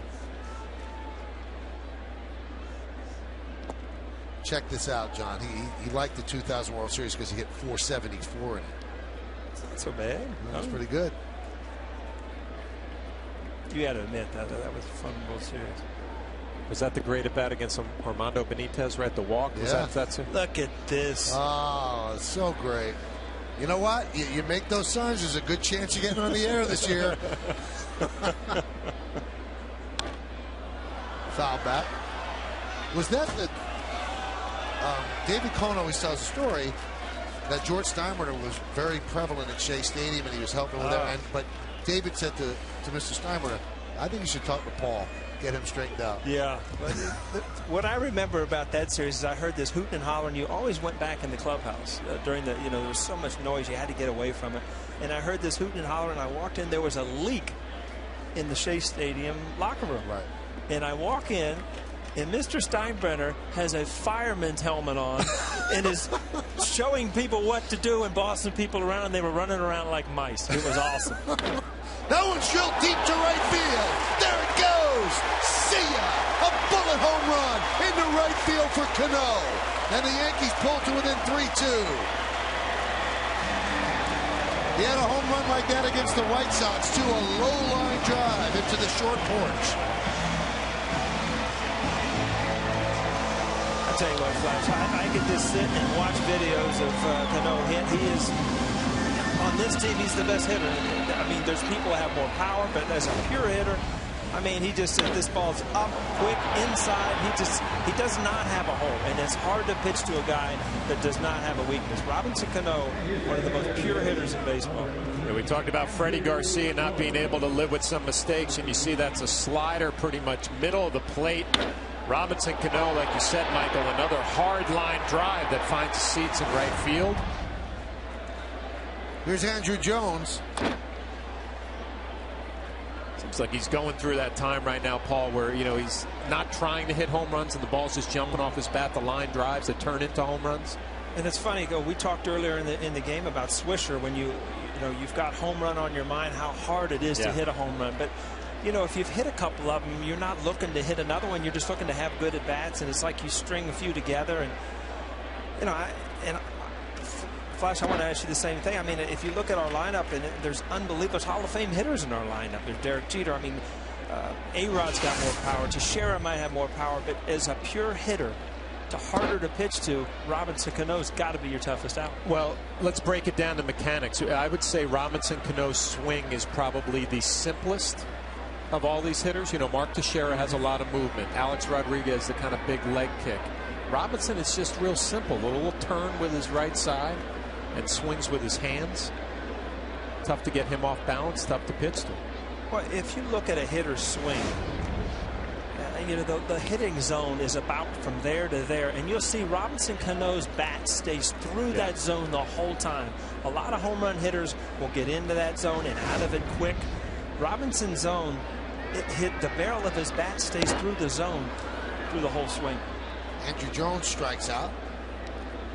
But when you saw from the side there, when he gets ready to hit, there's hardly any movement to it. I mean, it's tough to get a fastball by him.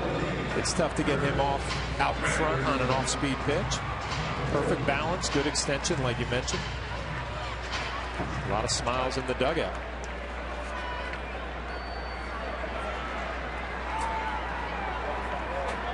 Maybe he's blushing people talking about it. When he came up, and this is a lesson in sports, there was a snap judgment. He was not a hard worker. Didn't want to be great. And now he's one of the hardest workers on the team. And you could see there's a driving desire to be the best.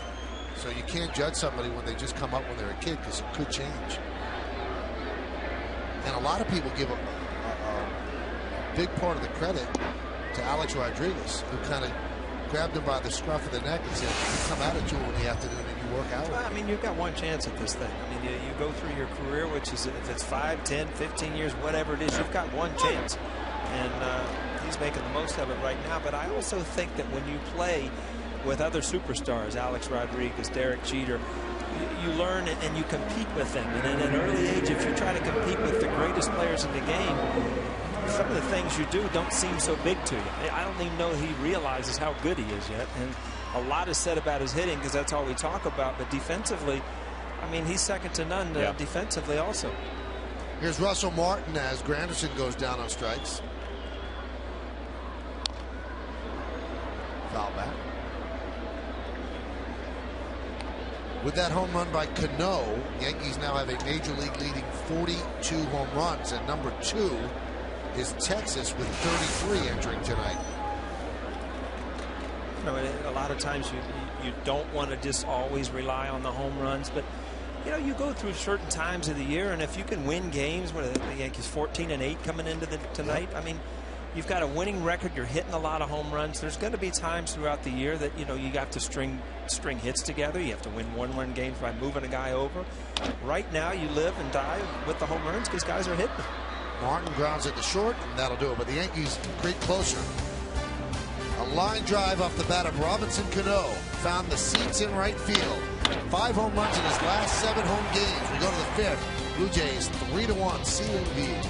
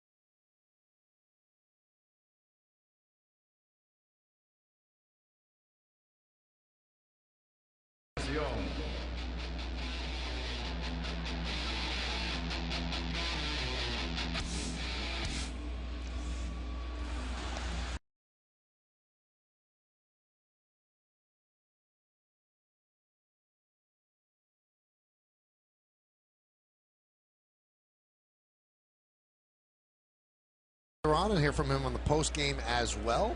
We go to the 5th inning. Yankees are trailing 3-2. So let's see if Freddie Garcia can straighten out. The Acela scoreboard 3-6-0, leading 2-3-0. Edwin Encarnacion will lead off against the veteran righty. Fouled away. Hey, since 2009, Turkey Hill has been the official ice cream of the Yankees. Now there's a new Turkey Hill ice cream. And that's the one that Paul O'Neill has in front of him. No, that's not right. Yeah, no, there is no. That's the one. That's Pinstripe Brownie Blast. But the one that Paul has in front of him is Lady Liberty Premium Mint Ice Cream. As Russell Martin makes a play in front of the plate, it's got chocolate cake crunchies and crunchy chocolate cookie swirl. Yes, it does. Now John had the Pinstripe Brownie Blast. I have the Bronx Bombers Sundae. Anyway, Turkey Hill is continuing their great sweepstakes for free tickets to Yankee home games during the 2011 season, and fans can look for the entry sticker on specially marked packages of Bronx Bomber Sundae and Pinstripe Brownie Blast, and enter the code online at turkeyhill.com/Yankees. More than 80 winners will be selected in bi-weekly drawings. Each winner will receive 4 tickets to a Yankees home game, and at the end of the season, a grand prize winner will be chosen to receive tickets to a game and dinner with a Yankee alum for the winner and 3 friends. Got all that? Like we just did a Turkey Hill center stage. That got it all. How is that Lady Liberty Premium Mint Ice Cream? Very good. I'm a big fan right now. Here you go. Oh, now I got my camera. What am I going to say? Perfect.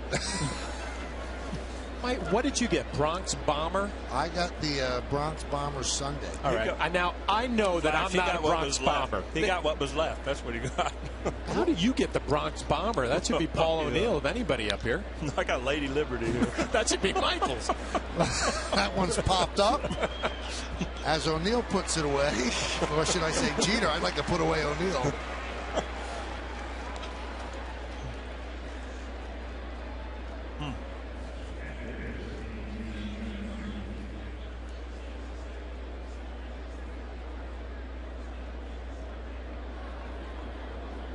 very good. I was going to say, this inning's going to be awful quiet. You got 3 guys up there wolfing down ice cream. Here's Aaron Sebia. Big bounce back inning for Garcia, though. You get a run back. Don't you think, Flash? Just if they can throw up a 0 here, get the Yankees back at the plate. Well, I was just thinking his pitch count up to 90 now. But you're right. If he can get through this 5th inning, you start thinking, man, I've been working hard this whole ball game, and I'm only down by 1. I've given up 3 runs, kept my team in the ball game. One of those starts maybe you come out of and you're actually proud that you didn't have your great stuff and you're able to keep your team in the game. I think you look back at the one big pitch he made was Rivera with bases loaded. Yep. And you said he had a chance to break the game open, ended up getting a strikeout.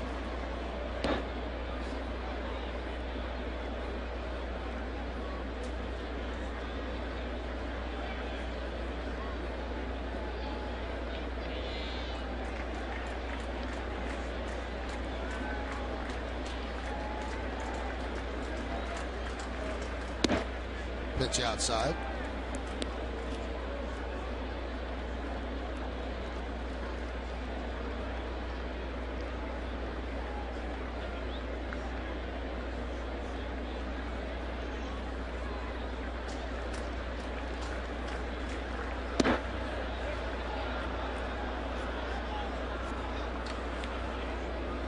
So the count now 3-2.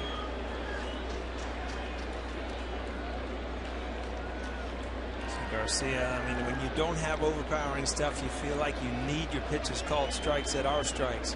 And, you know, you've seen a couple hitters question calls. You see Garcia question that one right there. Line drive, a base hit.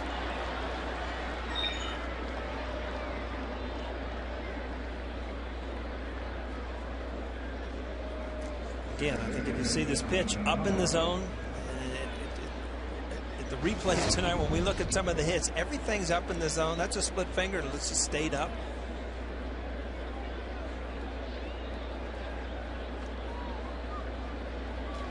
It's funny how hittable that thing looks in Yes Mo.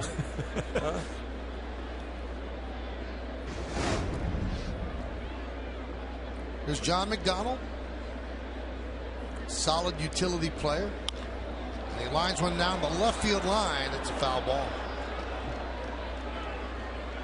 Talked about it. It's just been hard work for Freddie Garcia tonight. 2 quick outs, gets ahead in the count, gives up a base hit. Now John McDonald gives him a little scare down the left field line.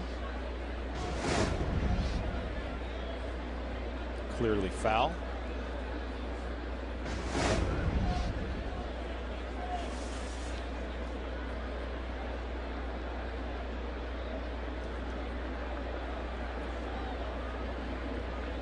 The 0-1. Where Martin's getting a workout with Garcia on the mound. He's all over behind home plate. Russell Martin has gotten a lot of attention for what he's done at the plate this year in April, rightfully so. I mean, he's off to a great start, but I've been impressed behind the plate, blocking baseballs, working with the staff. Total package early on. Swing and a miss.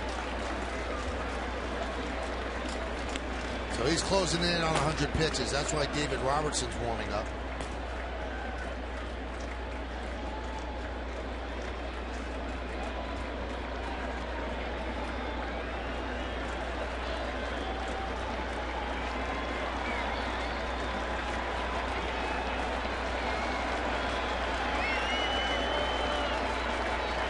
And the 1-2.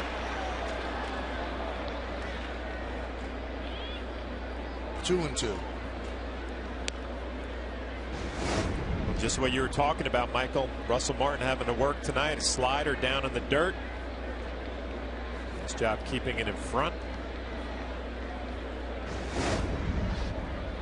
Kind of like you talked about, Paul, with Garcia. He doesn't have that stuff where he could throw it over the plate and get a big out. He was trying to pitch off the plate down, get a swing and a miss. The 2-2.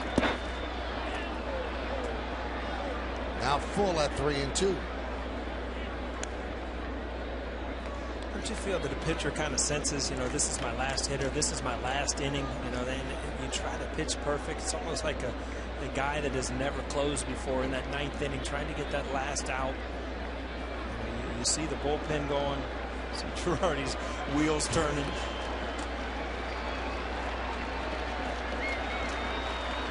Runner's going to go. He does. Lofted into left field. Gardner's there. Boy, Garcia battled, scratched, clawed. Gritty, gutty 5 innings. He's trailing 3-2. We're halfway through.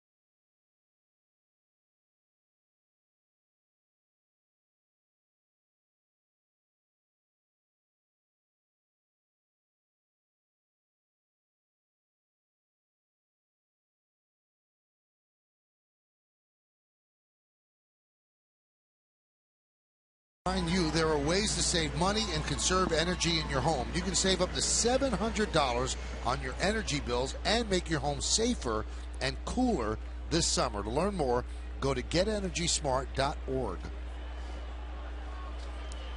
So Freddie Garcia's night is probably over. The Acela scoreboard, Blue Jays lead 3-2 as we go to the bottom of the 5th inning.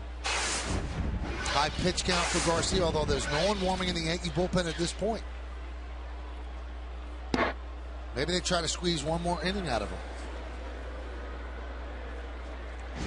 A lot of work for Garcia this whole ball game. He threw 90 pitches his last outing in the 6 innings against Baltimore.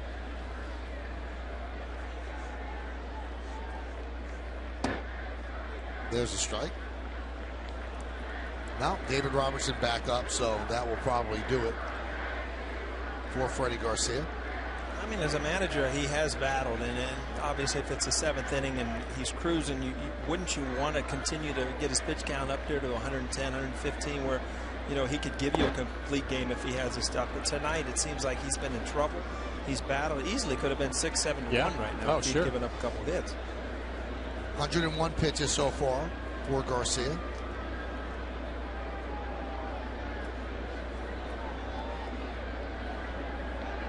The 1-2. What a game like tonight for Freddie Garcia is what I think the Yankees were hoping for in spring training, that you know what you're going to get from a veteran even when he doesn't have his good stuff. Keeps you in the ball game. 3-2 after 5 innings. You know, a young kid maybe goes out there, doesn't have his good stuff. That's the ball game you're talking about. 7, 8 runs. And then you blow your bullpen out. That's the thing. I mean, he played yesterday, Thursday, so you threw a string, playing a lot of games. Ground ball up the middle, diving stop by McDonald, but they cannot get Gardner. So a base hit for Gardner. John McDonald makes a great play just to make this close. Getting to it, first of all, look how quick he gets rid of it and has enough on the throw to get it over to Adam Lynn, but Brett Gardner runs too well. An impressive play just to get rid of it that quickly and make it somewhat close. Gardner gets out of the box in good shape, too much speed, infield base hit. The funny thing, what a play like that, almost every possibly Jeter beat that out. Everybody else in the lineup he probably gets. Yeah. I mean, it's a tremendous play. It's just Brett Gardner has great speed. Now, one thing that John mentioned before, and it's been improving over the last year or so, but Gardner takes his time running. He will take 3-4 pitches before he goes and reads the pitcher.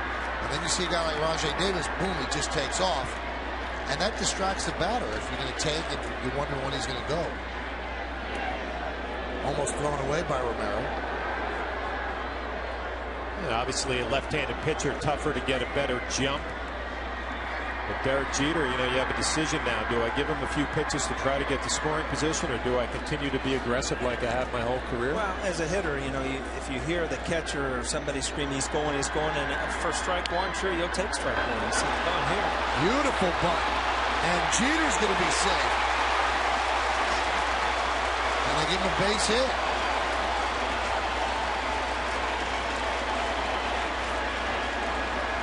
Now, Romero might have been shaken up, and now he's waving off his manager and trainer. Well, back to my point, as a hitter, you see Derek Jeter makes a great bunt here. It's surprising that, of course, it's a good bunt, and of course, you got to be able to throw him out in a bunt situation. But as a hitter, you're not going to take too many pitches. You'll take a strike one possibly to let the guy go, but you can't give yourself 2 strikes letting the guy steal a base. You see that everybody wanted that ball. Yeah, not a great job of communicating right there. Third baseman, pitcher, and catcher all going for it. And check out Derek going down the line. Looked like he came across the bag a little gingerly. Looks like a sore toe right there. Yeah. Remember how your toes, every once in a while with metal spikes, if you stop a couple of times a game before, and that's the thing about baseball when you're playing every day, you don't give things a chance to heal. You get a sore toe, and it kind of goes on for weeks. Now Swisher shows bunt, takes a strike. Now we've seen Nick try to bunt before. He's not real comfortable bunting. Now he looks down at third base coach Rob Thompson. We're in the bottom of the 5th inning. Swisher has been hot the last day or so.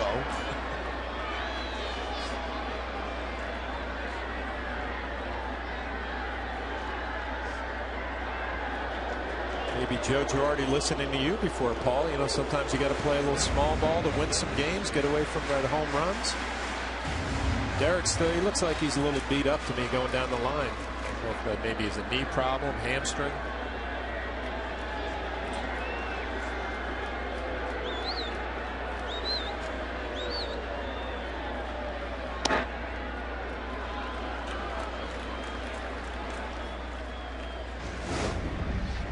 Tough to tell with Derek, but we see how he extends here with his right leg. Just looked a little awkward.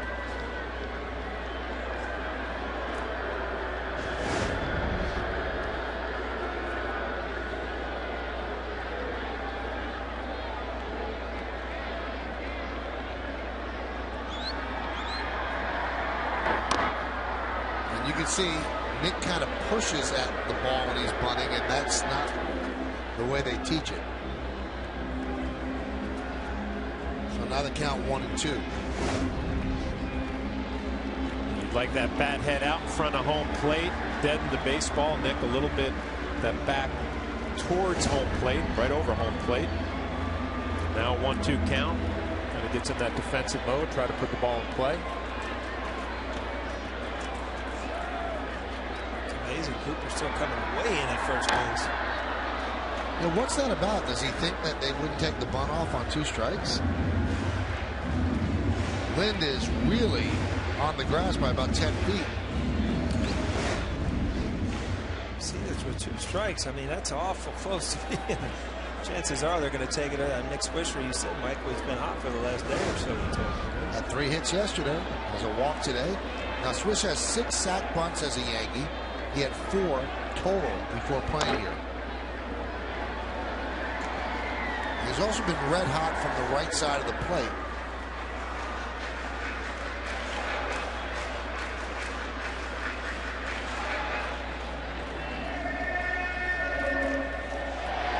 Yankees are down 3-2. We're in the bottom of the fifth, first and second, nobody out. Good speed on the bases for the Yankees. They are checking Gardner the way they were checking Rajay Davis, leaving the whole right side open. The one thing that's different is that when John McDonald checks and the pitch is about to be delivered, he scampers back into the hole, while Robinson Cano stayed almost anchored near second. Well, if you're Brett Gardner and you're going to steal third, you better make sure with Mark Teixeira on deck, Alex Rodriguez looking on from the dugout, middle of your lineup, due to come up this inning. High drive, off the glove of Encarnacion, and he throws it into right field. Oh, did the Yankees catch a break?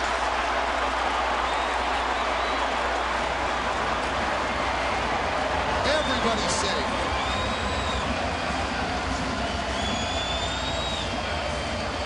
Oh, there was about 5 options to get outs there. First of all, catch the ball. That's your first option, right? That didn't happen.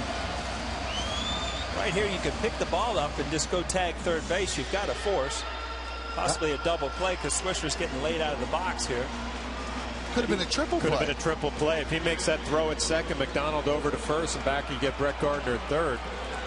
Or even the tag of Brett Gardner there.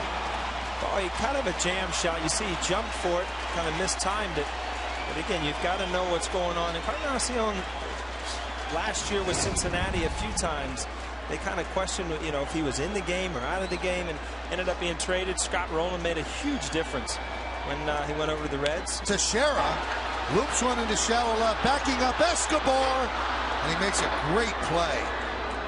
Nice play by the shortstop. I'll tell you what, it's a good play by Brett Gardner too, because he's tagging up there. A lot of times if he turns his back completely to the play, you know, he catches this kind of to the side where he can pivot and still throw home. If he turns completely around, Brett Gardner could tag up and score on that play.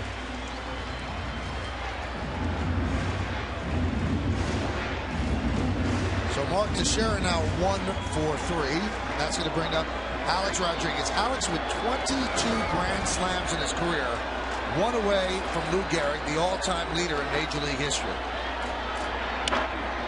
Hot shot to short. There's one. On to first, a double play. Yankees have the bases loaded and nobody out, and they do not score a run. No runs. 2 hits, 1 error, and 2 men left. We've played 5. Blue Jays 3 and the Yankees 2.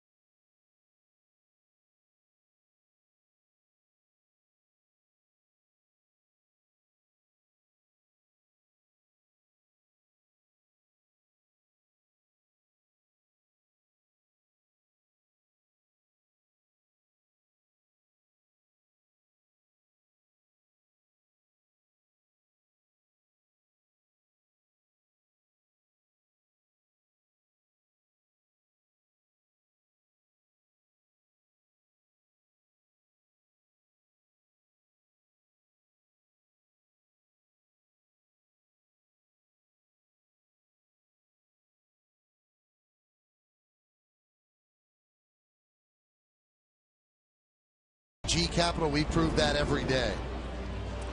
Take a look here. Alex Rodriguez gets jammed on a fastball inside. Escobar makes a nice catch the play before here going to his right. A good feed to John McDonald, who gets rid of it in good shape. A huge double play. He says guys still don't emotionally take this game serious, right? Ramirez pitched well. He's got great stuff. He's pitched out really the inning that he got in a lot of trouble, pitched out of it. Well, Joe Girardi makes the call to the bullpen, brought to you by AT&T. And he will bring in David Robertson. Not bad if you have 10 games and you do not have an ERA yet for David Robertson. 10 strikeouts and 8 1/3.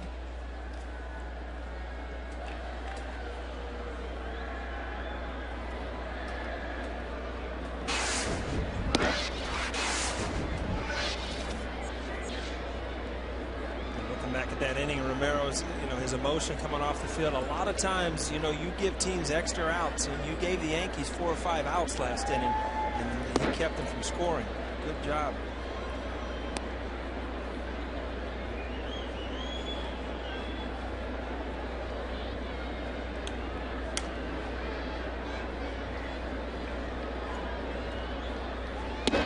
So talk to your pitchers between innings, Flav? It depended on who they were. Right. Yeah, there were some guys who wanted to talk. Other pitchers didn't want any part of you. Would go up to the clubhouse. I was going to say you'd have to chase Clemens all the way to the clubhouse. He never stayed out. Mike, you seen him? He never stayed out there either.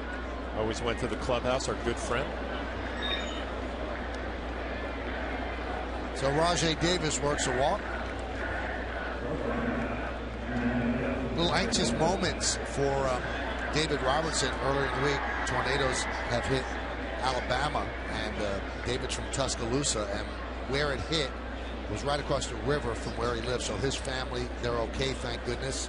And the Yankees today actually donated $500,000 to the victims of the tornadoes. So a nice gesture by the New York Yankees. Here's Escobar. Let's see if Davis goes. Shows bunt.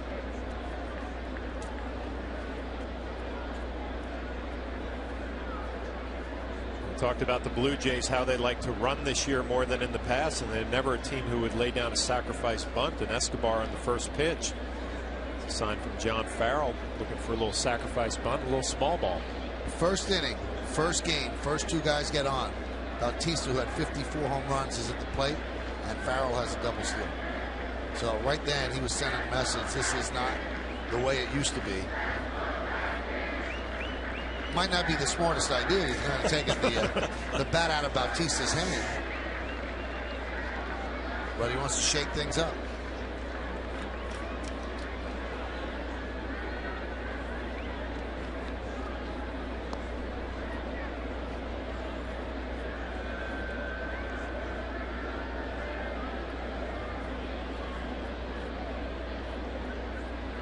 Boy, Davis really distracts a pitcher. And it's such a fine line when you're a catcher behind the plate, because you want your pitcher obviously worried about the hitter at the plate, but you also want him to pay attention to the running game. Davis makes you think about it.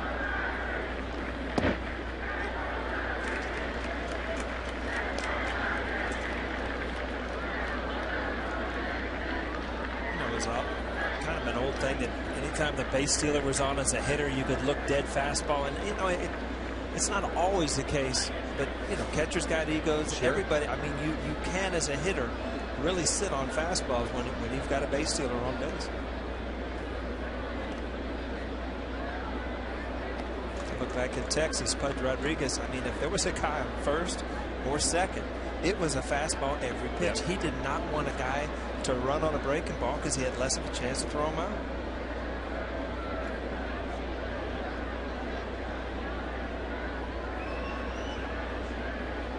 Runner goes. That one is chopped to second. Cano will get Escobar, so Davis moves to second.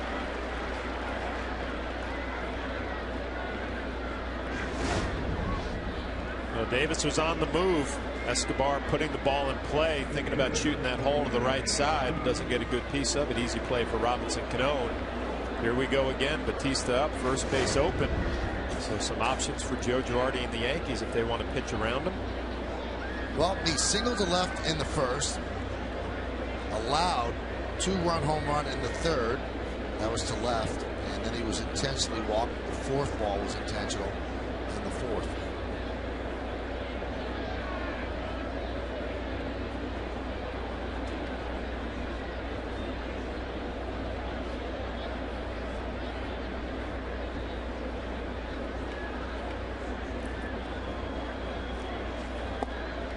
Now, I think that distracted Bautista because Davis was moving and then stopped at second.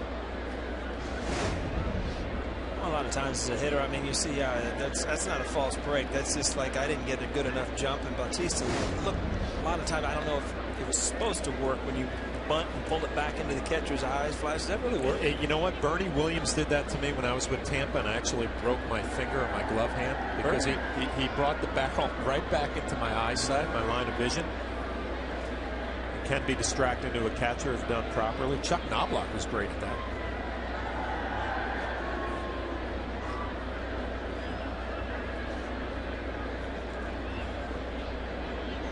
Batista a little credit for that right there. I mean, this isn't a guy who's just swinging from his heels and has one thing on his mind, actually seeing Davis take off, being able to think quickly and fake a bunt.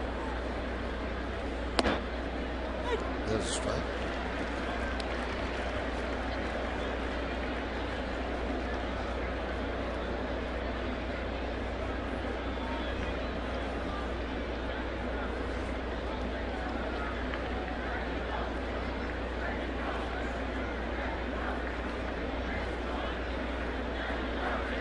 Runner goes. Throw to third. Not in time. Stolen base for Davis. I think you have to walk and try to set up a double play. But look at the pick here. I mean, this is like a first baseman backhand picking. Obviously a tough pitch to throw on, a curveball down. Yeah, we talked about it with Brett Gardner. If you're going to think about stealing third, you better make sure you make it with Bautista up there. Davis got a great jump, gets in there easily. So now the Yankees bring the infield in. Blue Jays got a lot of criticism during the offseason. They signed Bautista to a 5-year, $64 million extension. People said, you're signing him off one good year? But now he's showing that maybe it wasn't a one-year wonder, as he's gotten off to a great start, and they haven't locked into a 5-year contract. Tell me something, Flash. I mean, every once in a while from the dugout, you'll hear, hey, you know, base open, be smart. All right, what's that mean? Are we pitching to him or are we not pitching to him? That means you're not pitching to him, but that's a lot of the times when you tell a pitcher, hey, be careful. And they bruise one. He makes a mistake. 3-1. Call a strike. It's a John Hirschbeck strike right there. That right there, as a hitter, you don't know if he's coming after you or not because the umpire's giving him 2 pitches. Literally is not throwing a strike this count, and he's 3-2.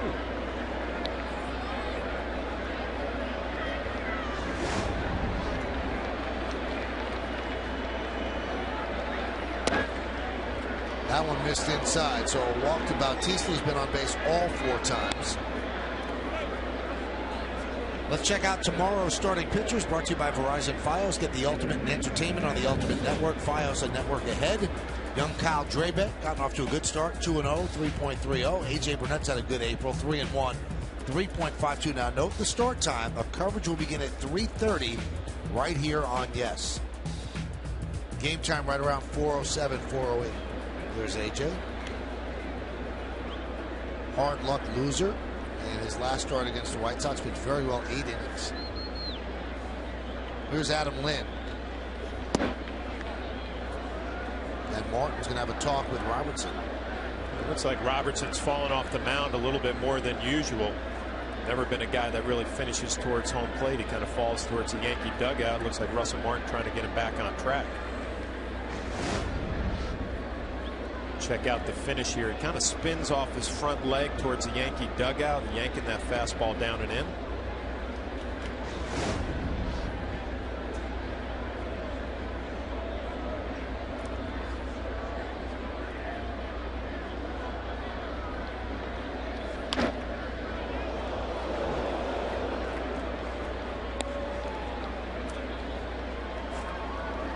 New member of the Yes family. Want to congratulate E.J. Gentile, who produces back in our studios and also does the Joe Girardi show at time, and his wife Bibi gave birth to E.J. the Fourth, or Ernest Joseph the Fourth. So congratulations to the Gentile family. First child? Yeah. 1-1.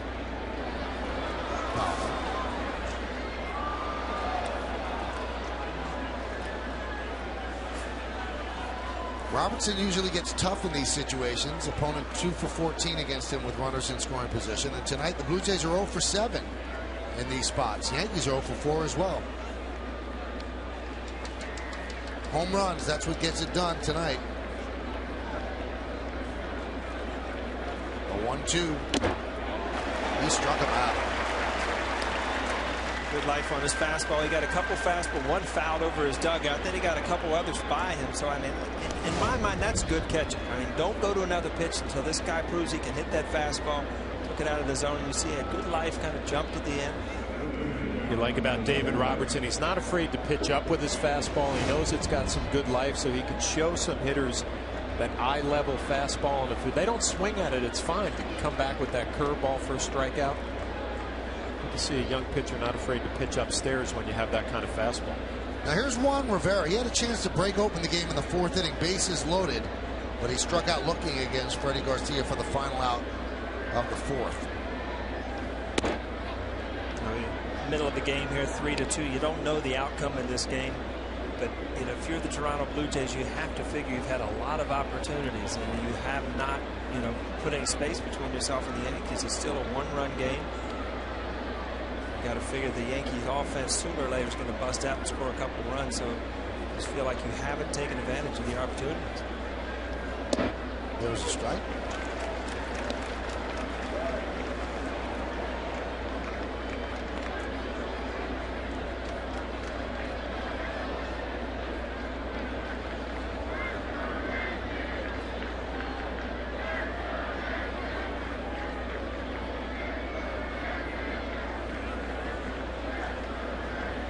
Runner goes, and Robertson has him hung up. And he throws the ball into center field. See it coming. So Davis scores, and it's 4-2 Blue Jays.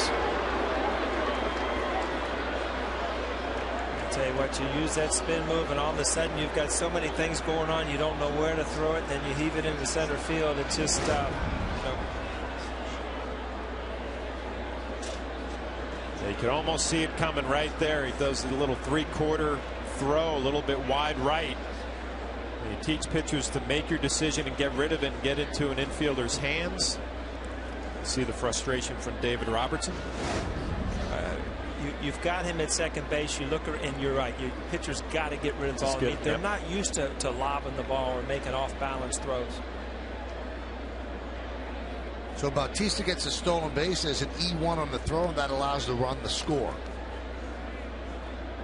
And a lot of that error goes to the fact that Davis is so fast at third, he was afraid to let go of the ball, and when he finally did, he rushed it, afraid that Davis would take off. And it's a shame, too, because you just have that feeling that Robertson has the stuff to get Rivera out. I mean, he's got a good fastball. Hasn't gone to his curveball yet. Still, right on the fastball count, he threw the ball by him. Yeah, you know what concerns you here too, when you make a throwing error with a pitcher, that letdown is going to affect this at bat right here. You know, where you make a mistake to Rivera and then all of a sudden you have another run on the board. Really got to make sure this young pitcher is ready to go. Sure, that's why Larry Rothschild, the pitching coach, went out there trying to settle him down. See the tension in his face.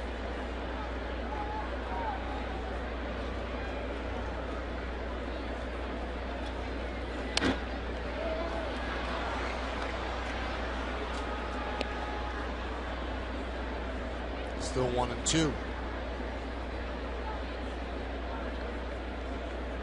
Spent a lot of years with Larry Rothschild. He was with Cincinnati when I was with the Reds, and really got into, I mean, not only a great pitching coach as far as mechanics, but really into the mental part of the game. Those guys that, you know, you basically never hear a bad thing about. You know, he's been to Chicago, he's been to other places, and you just don't hear people say bad things about him. 1-2. Breaking ball is high. he was John's manager in Tampa Bay. Yeah, I know. He used to walk out there and bring Norm Charlton out of the pen to face me almost every game. I remember that walk.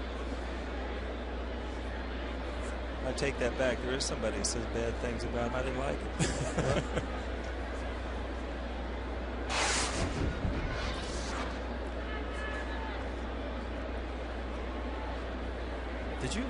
Were you there when Lou was there? No. I was going to say that you went from Larry Rothschild, who loved pitchers and catchers, to Lou Piniella, who just there was never good enough catcher or pitcher out. Yep. We had Larry Rothschild and Hal McRae. Okay. And then I came here to New York, and that's when Lou came to Tampa. 2-2. Count 3-2.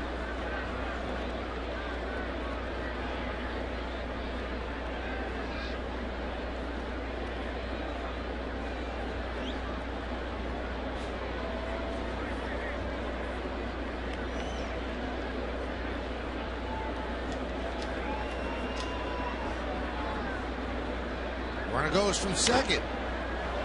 Foul back. Yeah, you said things are going to be a little different there, Mike. A little 3-2, funky. 2 outs, man on second, in motion. If you're the hitter, all of a sudden you're looking at the scoreboard thinking, do I have things right here? Sure, 2 outs and it's 3-2 with the base open. The guy's running.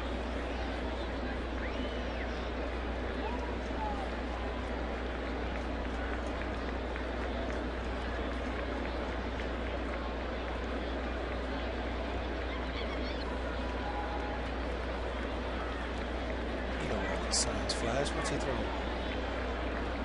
You going sign after 2, which is always a popular sequence. Could be a fastball in.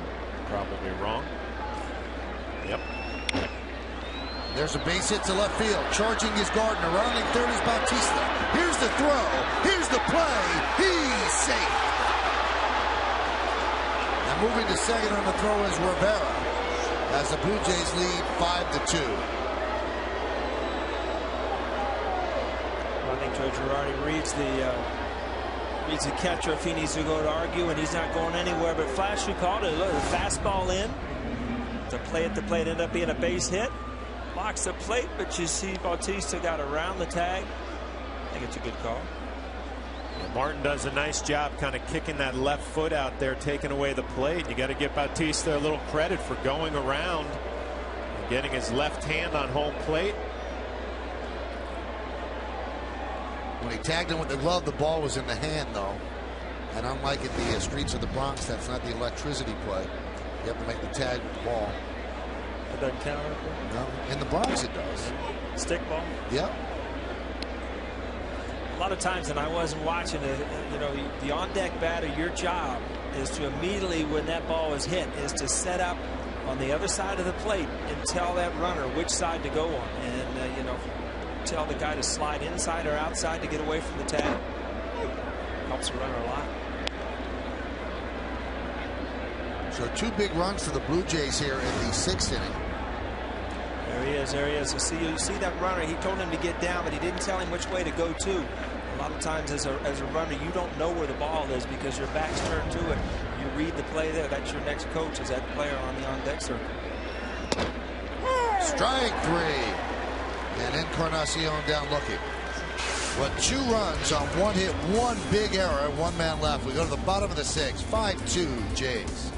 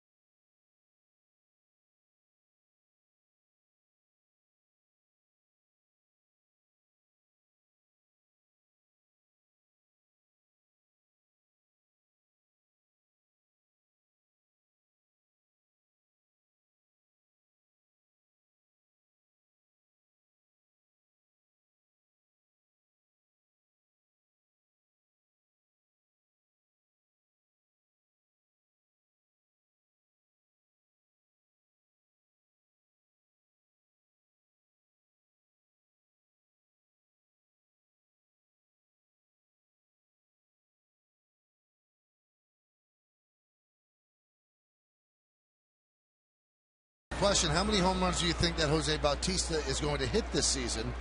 You've been texting us at 58772, and here's how you voted. 40% think it's going to be between 30 and 40, and then 32% 41 to 45. So now the Yankees have dug themselves a 3-run hole as we go to the bottom of the 6th. And the count 1-0 on Cano. Cano has walked and homered, and he scored twice. You know what's good about that poll flash? If you're a player, 100% of the votes think you're going to hit 30 or more home runs. That's a pretty good year, right? It's a pretty good career. I think you influence that vote, though. By drawing the little line, you think I had that much intelligence? Illustrated, exactly. Really, I was kind of in the middle. I didn't know which way to go.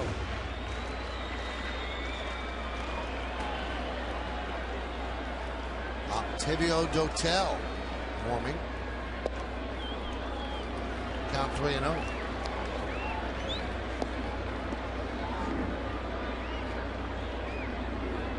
Again, I mentioned it earlier, Romero has not had a lot of run support this year. And Cano works a walk, so he's on base for the 3rd time. And the last thing you want to do when you have a 3-run lead, 4 pitches to Robinson Cano, his 3rd walk of the year.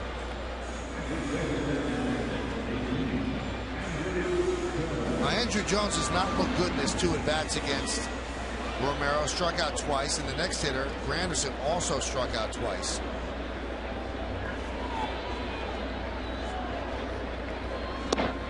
Breaking ball strike, back door.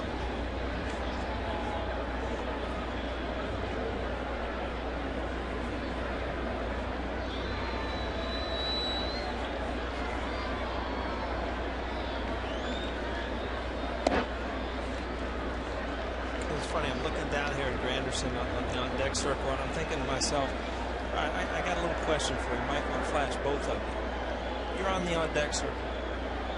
Calmly waiting for your at-bat, or anxiously waiting for your at-bat?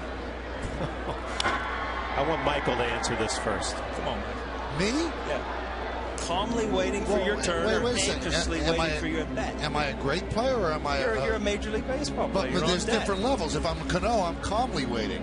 Okay. If I'm somebody who can't rake, then I'm anxiously awaiting. I'm looking over my shoulder. I'll tell you what, if I'm Curtis Granderson, I've struck out twice tonight. I'm anxiously trying to figure out a way to put the ball in play. Well, the reason I say that, and you see Andrew Jones go down again, but it's that time of the night when you're in the on-deck circle that you start building that, you know, the adrenaline and stuff before you even get there. You've gone through what's going to, what's going to happen as far as who's going to be on base, what situation you are. And I used to look at Jeter on the on-deck circle, and it was like he was going to hit in a half an hour, where I was ready to try to get it all, fired up. And I just think it's a different mentality on who's hitting. But you're a lot more nervous in real life than Derek. Probably. Derek's very chill, and you're very hyper.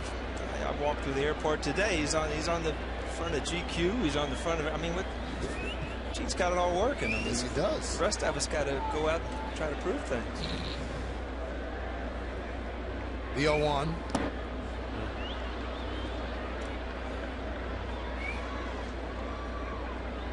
You strike out a couple of times, and then you're 0-2 before you know when you get up there. I'll tell you what, Romero, you went over his scouting report how lefties have handled him, and Cano took him deep earlier in the game, but he looks like a tough at-bat to me from the left side. Throws hard. He's had somewhat of a good curveball. Hadn't thrown it for a strike a lot, but his velocity can move his fastball in and out. A slider right there he threw in. I mean, that's the ball he's getting beat on from lefties, that slider that he leaves over the inside part of the plate. Back leg? I don't care what leg it hurts. Either one of those shins, if they get hit, they hurt.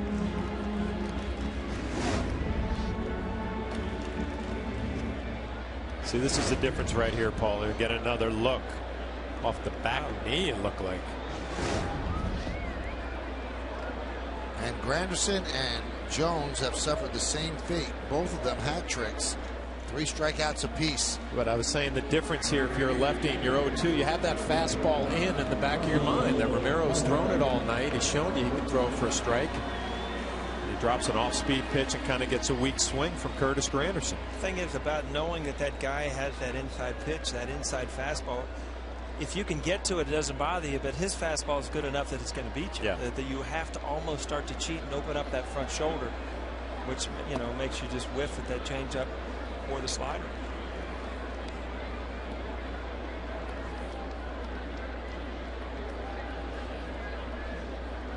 You know, I've heard a lot about Russell Martin wants to catch every game. I mean, in your mind, if you're managing, what's your ideal number for a guy's having a great year, a catcher? I mean, you can't catch a guy 162 games. You'll wear out. Well, let's think about when Posada was at the top of his game. He was catching 140 games a year. Right. But that's 22 days. That's a lot. Yeah, that's still 22 days off. I would say just a round number 130. Okay. Probably a nice number for a starting catcher who's having a big year. Be creative with some of the days off. You know, a day game after a night game, maybe with an off day the next day, so he gets 2 full days.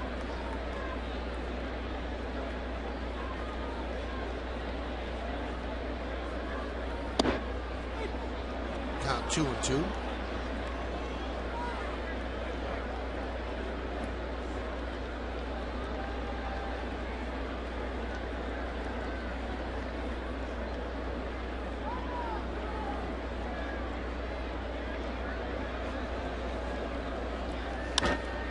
That one is looped into right field. Bautista on the run makes the play, so the leadoff walk does not hurt Romero. Yankees strand 1.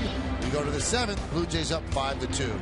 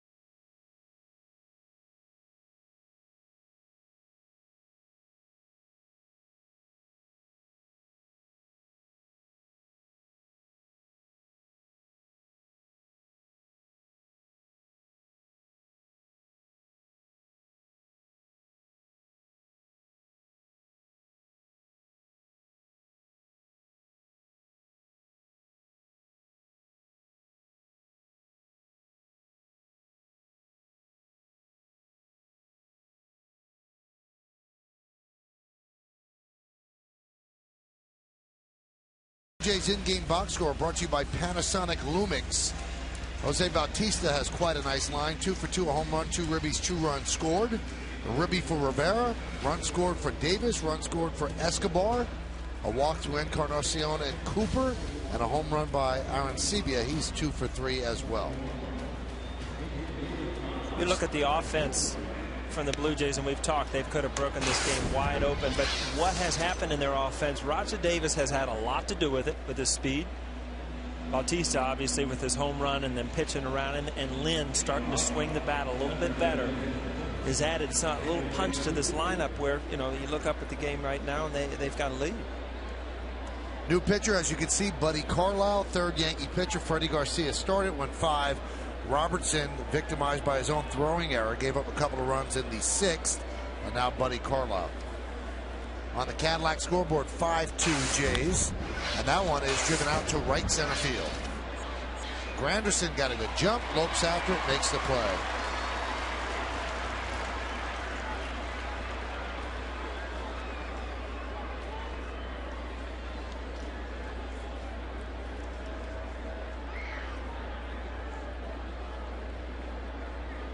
And here's J.P. Arancibia. Since being called up last week, Carlisle's done a nice job. And he has banged around. He's pitched in Korea, pitched in Japan last year.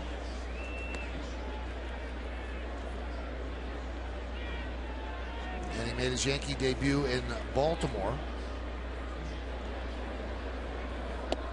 There's the strike.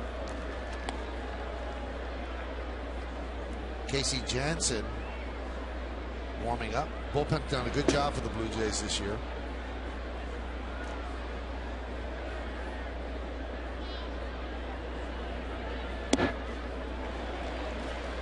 Watch Carlisle. It's like a little short arm action. Ball kind of jumps on you. Looks like it has a little life through the zone, but it's only registering maybe 88, 89 miles an hour. But a little short arm delivery gives him a little deception. Job coming out of the bullpen in a game like this. Throw strikes. Keep it right here. Give your team a chance to score some runs late.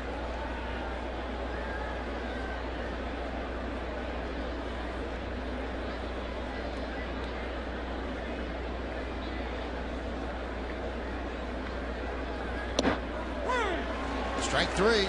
Arancibia down looking. Going to look at Carlisle's motion from the side. Pretty simple delivery. Pitches out of the stretch.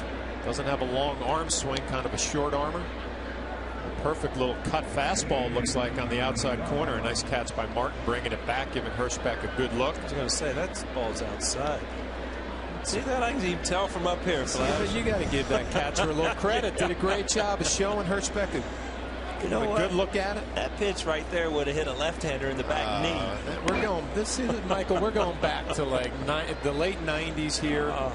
I told you I was having flashbacks today from the deli earlier in the day. All I heard from O'Neill when he came up to the plate. That's after we like, how you doing, Flash? Yeah, that's it. After the first pitch, it was on. You didn't know this stuff was going on up there, did you, man? I wish we had you guys mic'd. No, you didn't.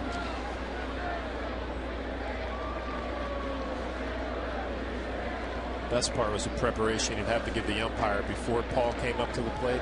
Give him a little whisper. Don't let him get in your ear. Don't let this guy intimidate you. You're doing a good job back here tonight. Count 2-1.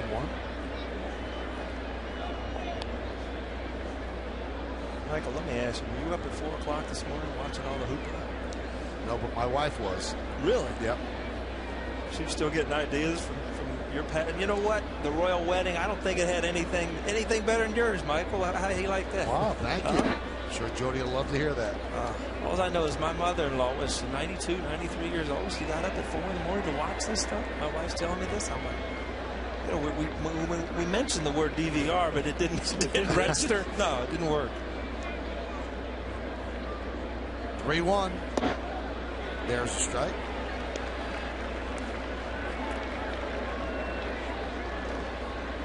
So you weren't up?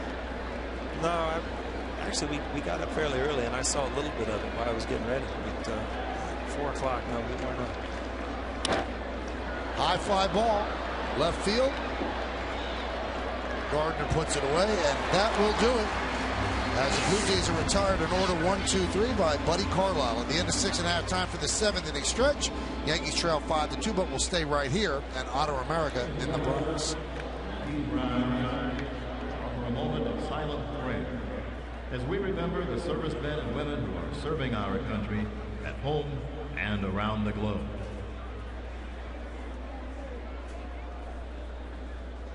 Thank you. Now joining Kate Smith's rendition of God Bless America.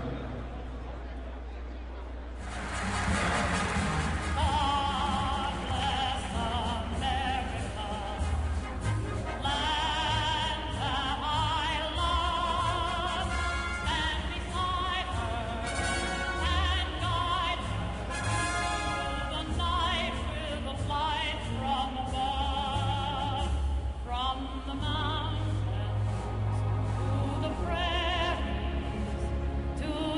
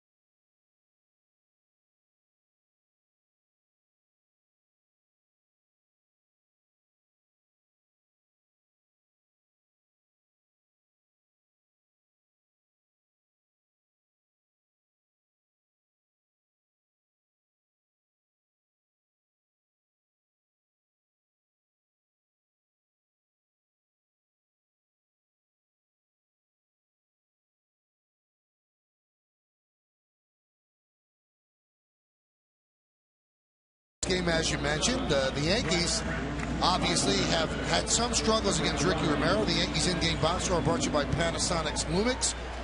Robinson Cano with a home run and 2 runs scored. The other run, Russell Martin with an RBI double. Now the Yankees have to deal with Casey Jansen on in relief. And Gardner shows bunt and pulls back. So Romero pitched well. The Cadillac scoreboard has him leading 5-2.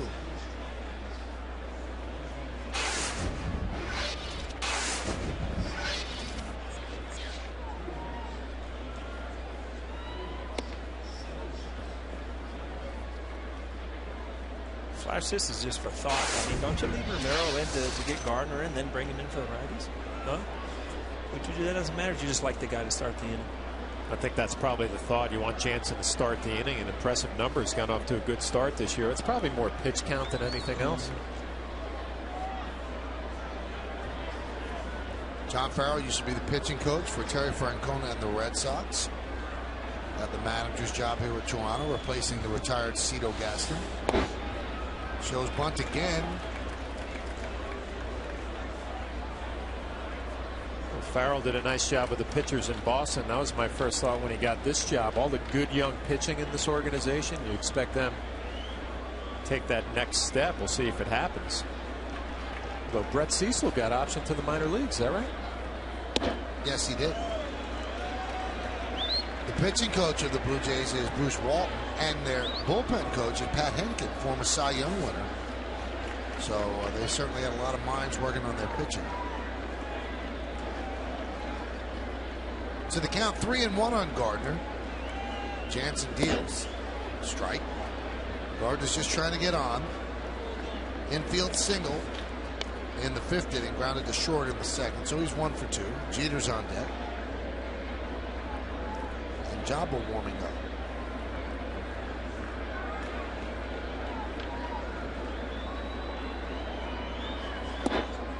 And Gardner does work a walk. That's the last thing Jansen wanted to do. Come in and walk the speedy Brett Gardner.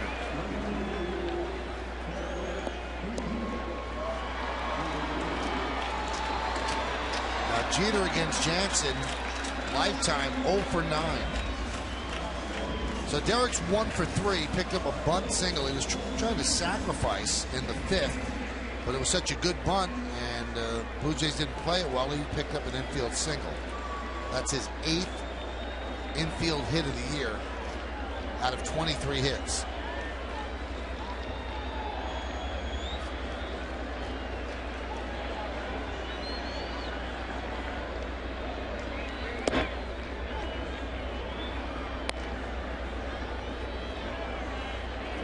No, they're saying he has 9 now. I thought he had come in with 7, so 9 infield hits for Derek, and he leads the American League.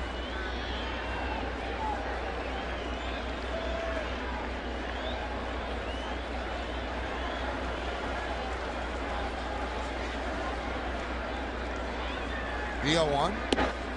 Snap throw to first. That reaction, that looked like that throw one off Gardner.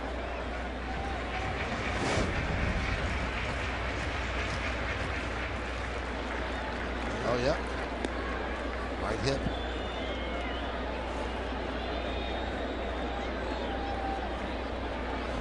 Ended up in the right field corner. He might have scored. You know, it's so hard to really evaluate where you are as a team, and you look at Toronto because you're in the American League East and you're playing the Yankees and you're playing the Red Sox and the Rays, and again, back to Buck Martinez, who does their television. They feel that in a couple of years that this team can win the American League East. They have a couple of huge prospects in the minor league, big name pitchers, big guys, and they feel that if this offense continues to get better, they bring some young pitching in, and to be able to say that, we'll be able to win the American League. I mean, that's saying something, because there's obviously it's the strongest division of baseball.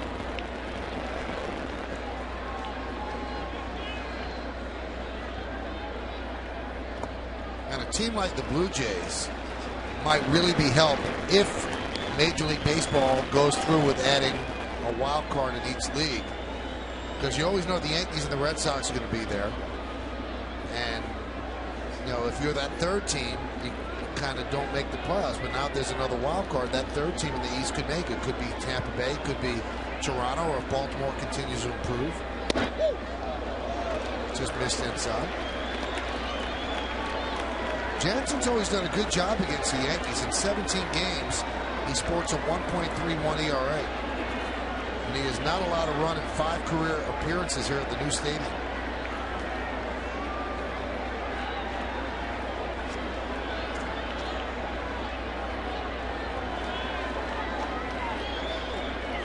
Let's see if they send Gardner on 3-2. If he goes, he does. Right back up the middle. And grabbed there by Escobar. What range by the shortstop for the first out. Brian Butterfield, who coaches the infielders for the Toronto Blue Jays, was raving about Escobar last year. And you can see he doesn't move to cover, and he still has plenty of time to get to this ground ball, catching it on the second base side. Second base, an easy play for Escobar. Great range, like you mentioned, Michael. That was funny. I didn't see either of those guys moving to they were giving Gardner the bait.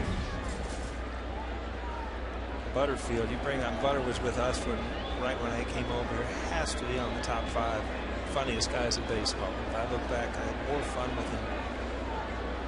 Well, you know, every once in a while the new baseball cards come out during the season. Well, we were in Oakland one day and he ran out during warm-ups. It just happened that with my baseball card he was talking to me in the baseball card. He already signed it for me. Handed it over to me. If you need any more, just let me know. Butter.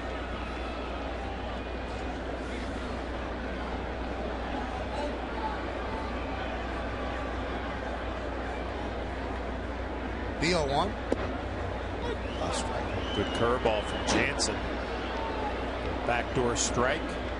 Nick Swisher frozen.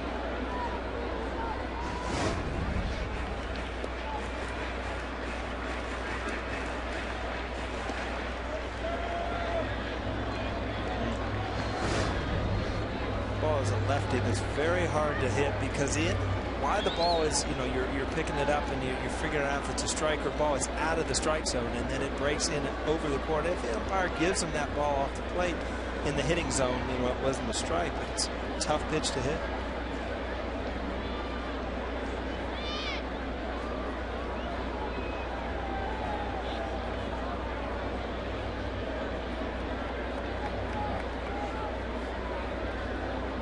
Jansen wants to talk it over with his catcher.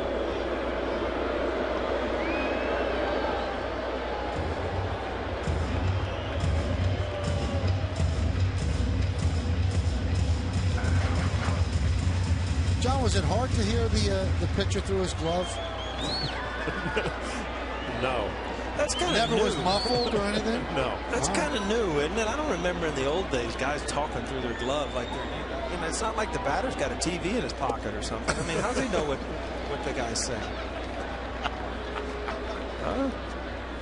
It's odd. Maybe he's got one of those like devices, yeah. Little iPads you're working on over here? Or a Razor. My Razor phone has been very durable. The 1-2. Fouled away.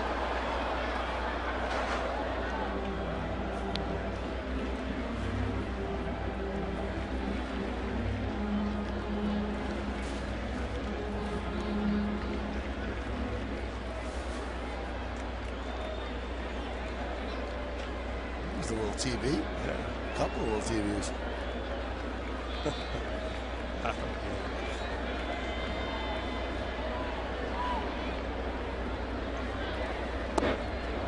Off speed and Nick Swisher way out in front, so he goes down swinging for the second out.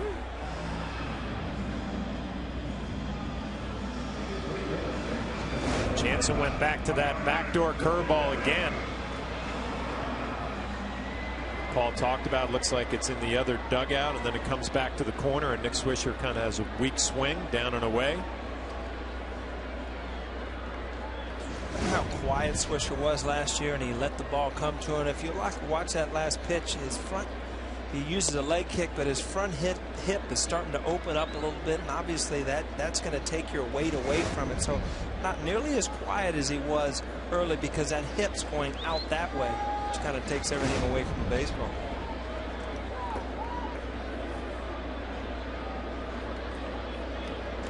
Teixeira 3 for 10 against Jansen.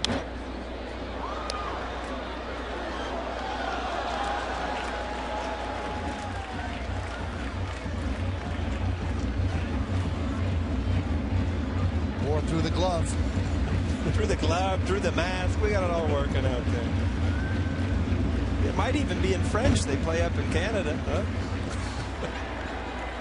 I mean, if it was that important, you know, a team that's forward thinking would employ a lip reader. I mean, who's reading lips? The 0-2.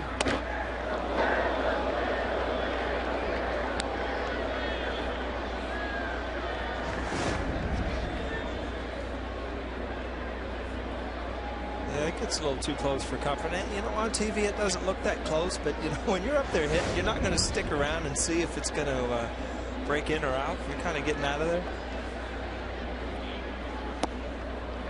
Count 2-2. We're in the bottom of the 7th inning, and the Blue Jays lead the Yankees 5-2. You know, another thing, Flash, that pitchers always think, they always think the guy on second base is giving signs. Yep. Everybody's giving signs. Half the time I don't even know what the signs were. How are you going to give them to the hitter if you don't? I mean, the catchers use so many different signs. That was off speed, popped up. Encarnacion runs out of room. You know what, though? Catchers are paranoid about it, too. Is that right? Yeah, always looking out at the runner at second base. Is he doing anything to give location? Am I giving my signs away? I thought I'm worried about a lot of stuff out there. Now I know all these pitchers and catchers are worried about all this stuff, but I wish I'd have known this stuff. I really would have messed with it. One guy I thought would have been doing cartwheels out there on second. Supposedly Clemens was very paranoid. Very paranoid about it. Jorge Posada paid a lot of attention to the runners. Yeah.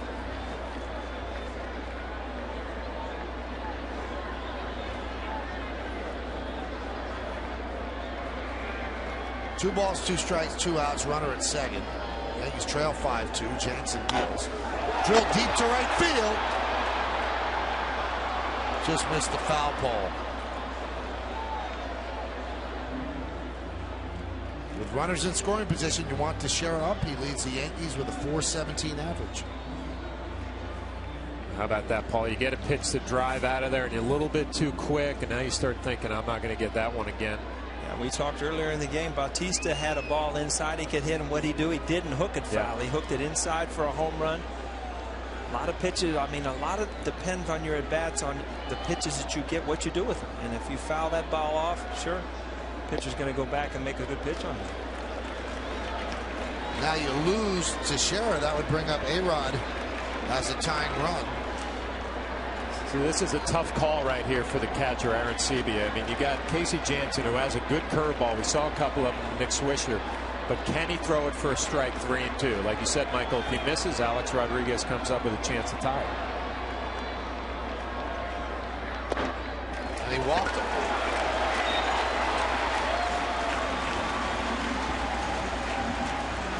On the 5th inning in a big spot, Alex Rodriguez came up, bases loaded, 1 out, wrapped into a double play.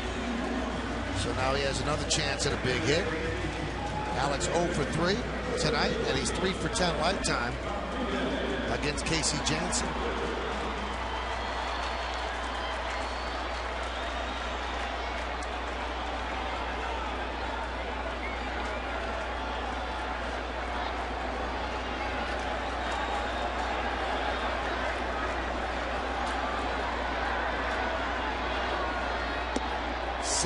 Of the Yankees' 128 runs this year have come via the home run, and that is by far the highest percentage of any team in baseball. They came in tonight 58.7% of their runs on home runs. The second place team was the Orioles at 47%.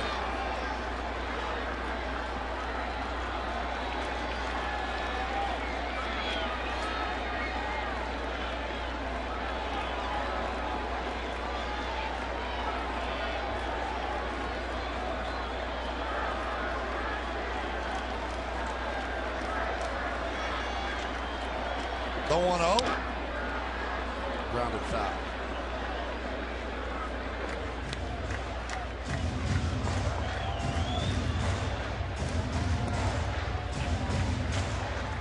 Along with Paul O'Neill, John Flaherty, and Jack Curry, I'm Michael Kay. And you are watching Yankees baseball right here on the Yes Network. Bottom of the 7th inning, first and second, 2 outs. Yankees trail 5-2, and Alex Rodriguez at the plate.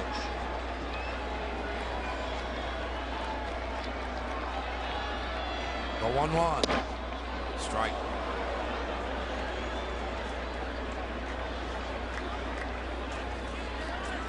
Yankees have 42 home runs, the most in the majors. They have 106 singles, which is the fewest in the majors. Where Lovello is moving his outfielders around.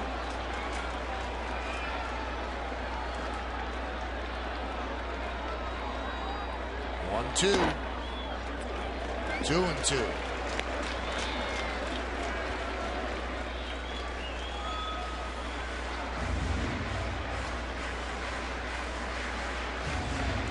Sean Camp throwing in the Blue Jay bullpen.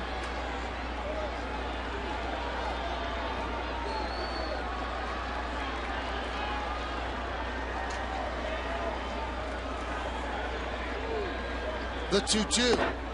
Got him on a breaking ball. A-Rod swings and misses. No runs, no hits, 2 walks, and 2 men left. Let's go to the 8th. 5-2 Blue Jays.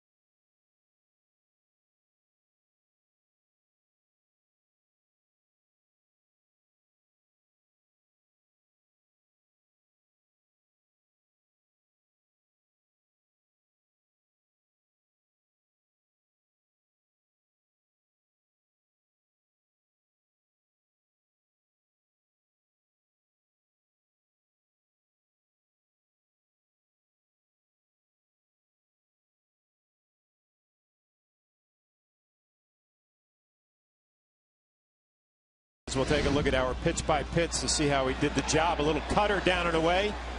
Swing and a miss at a little cutter. Fastball in for a strike. A huge pitch. Fastball up and in to set up the big curveball for strike 3. Nice job by Casey Jansen in a big spot. Well, new pitcher for the Yankees is going to be Jabba Chamberlain. He'll be the 4th pitcher used by the Yanks. And here is Jabba. 11 games, 11 innings, 9 hits, 3 walks, and 12 strikeouts. 5-8-1, leading 2-5-1 as we go to the top of the 8th. Chamberlain's velocity has varied from appearance to appearance. There was one game he hit 98. Sometimes he settles in at 91, 92. So we'll see what the deal is tonight.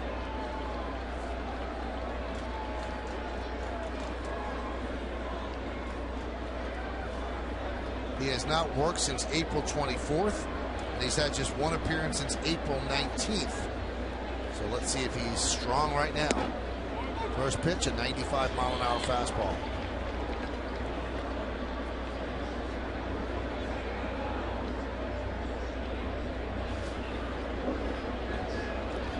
The 0-1. There's that good slider, and the count 0-2.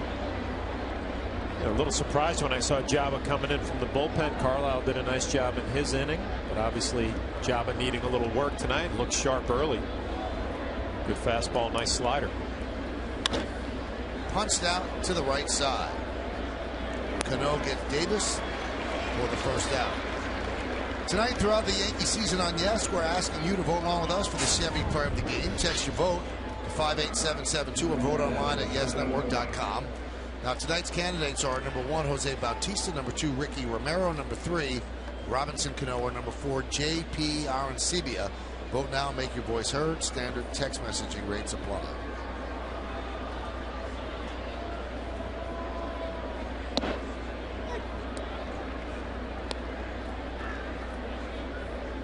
Slider strike to Escobar.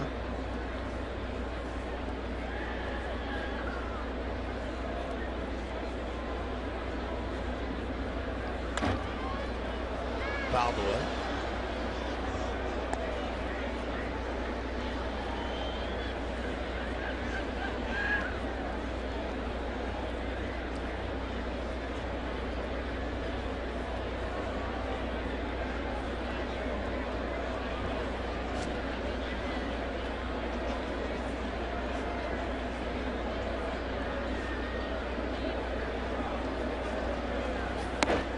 Pitch outside, 97 miles an hour.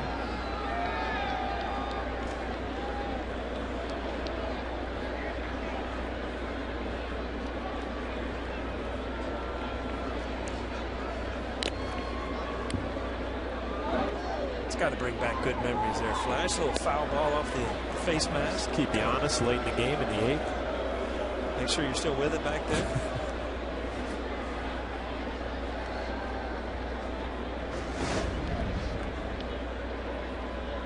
Off the glove, off the mask, and you can laugh about it when you're up here, but it's amazing now all the catchers coming down with concussions from everybody gets concussions. It's amazing.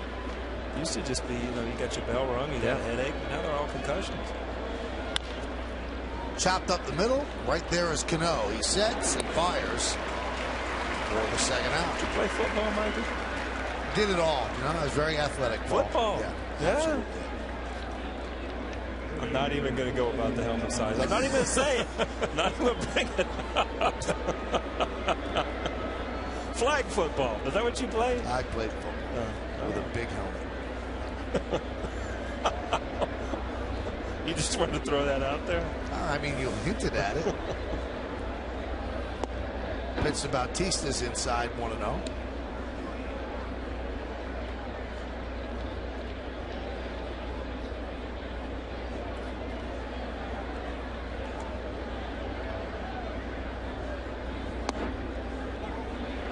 Bautista is a clear pull hitter, and you could just see how Brian Butterfield is camped out pretty much in the left field bleachers at the third base coach. And you can see the distribution of home runs since 2010.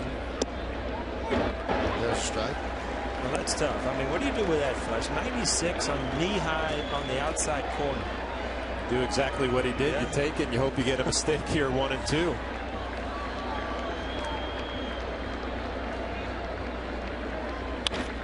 Hit sharply to short. Jeter grabs it and goes across the diamond. So Jabba works a 1-2-3 inning here in the 8th. We go to the bottom of the 8th inning. That's how it was, Paul, right there, right outside the stadium. Alan Amici.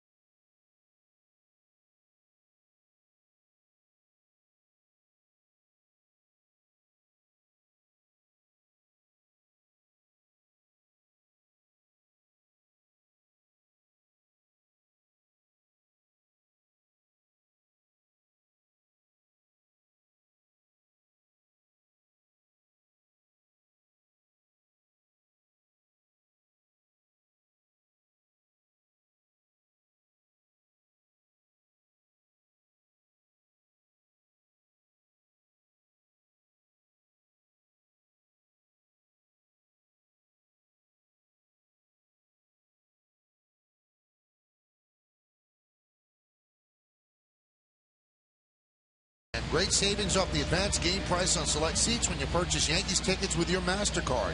There will also be exclusive deals throughout the stadium when you use your MasterCard. This MasterCard ticket special is for a limited time only, and tickets are subject to availability.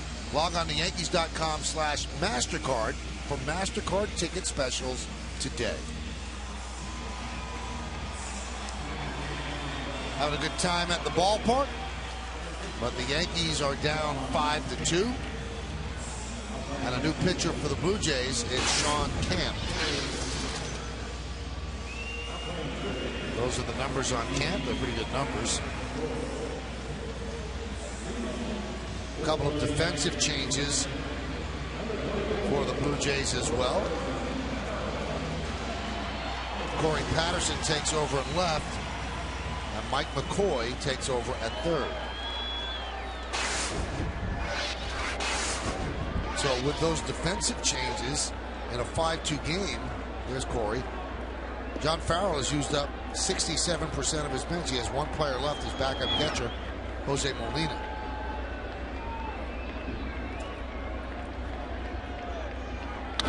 That one's drilled to right field. There it goes again. See ya. Almost the same spot. Another line drive. Solo shot for Cano. And the Yankees have pulled to within 5-3.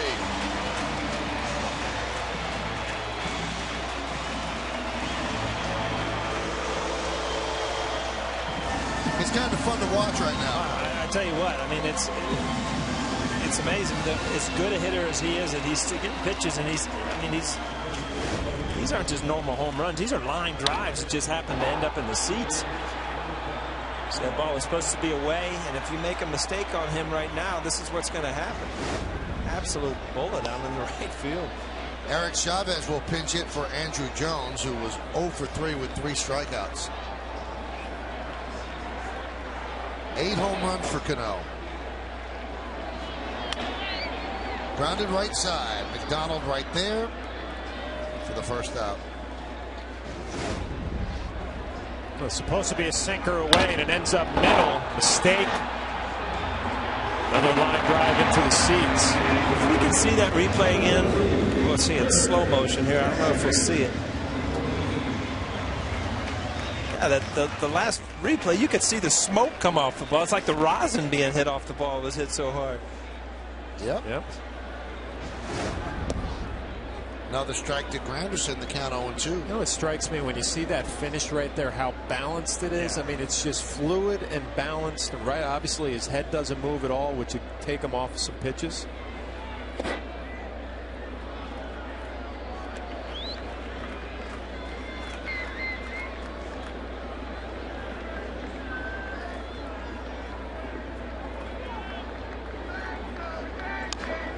Check swing, slow roller to second. And that's going to be a base hit. McDonald was hurrying, couldn't get a handle on it, and they scored an infield single.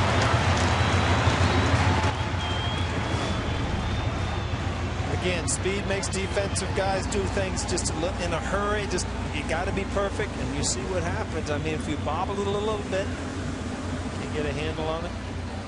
Dangerous throw right there, too, as a first baseman. You hate to see a guy bobble that close and then whip one over at you. So Granderson gets a hit, and that little check swing ground ball is going to force the hand of John Farrell. He's going to go to the bullpen. Bring in another reliever with Russell Martin due up. Yankees down by 2.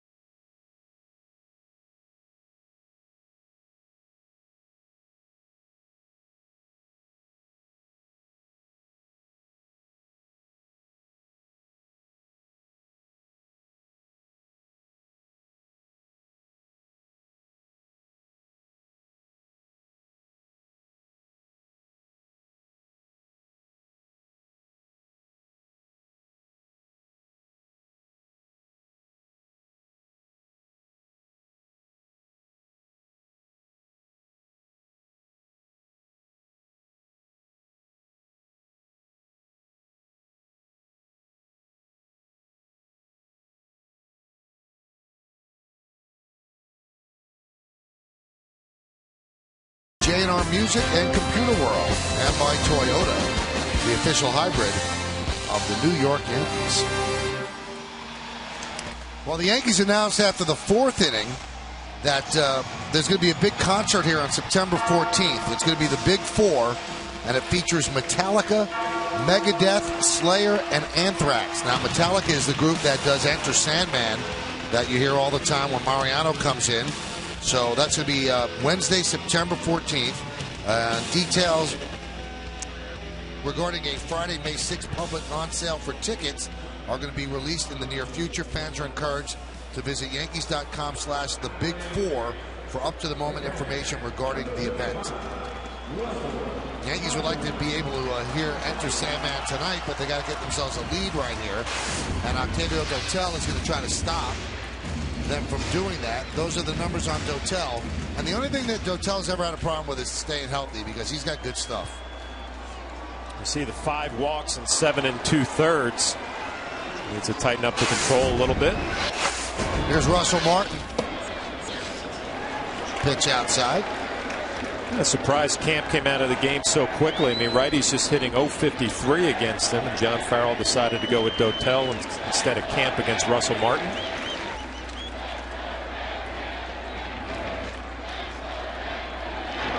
A couple of notes on Cano. The last time he had a multi-home run game, exactly 1 year ago today, April 29th, in Baltimore. And also his 8 home runs match his total from last April, and that matches the most he's ever had in any month of his career. And still has 1 more game in April. And maybe another at bat later. Dotel has now gone 3-0 on Martin.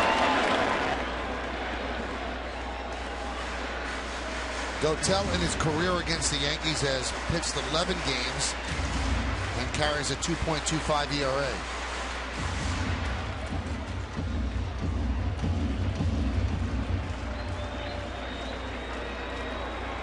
So Granderson leads off first. Do they green light Martin? Taking, and the count 3-1.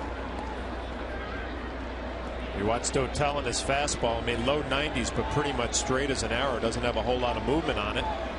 Russell Martin, you figure you got 1 3-0. You're probably going to get another 1 3-1. So a walk, and that puts the tying runs on base for the Yankees. They have 1 lefty in the bullpen, the Blue Jays, Mark Zipchinski, and he's very, very tough against lefties, but he's not up. John Roush, the closer, is up.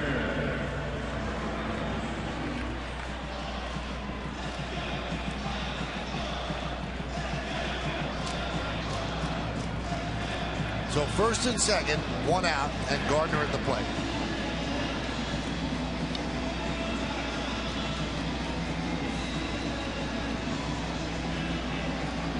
Gardner's had a couple of home runs of late. He had a home run yesterday.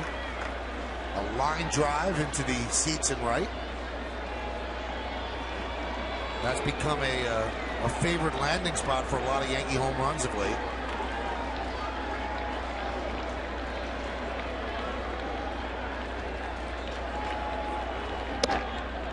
Count 1-0. Yankees tonight are looking for their first hit with runners in scoring position. They're 0 for 6. The Blue Jays haven't fared much better at 1 for 10. Wow, that's a lot of opportunities, but good opportunities for the hitters. 1 for 16 combined in the scoring position.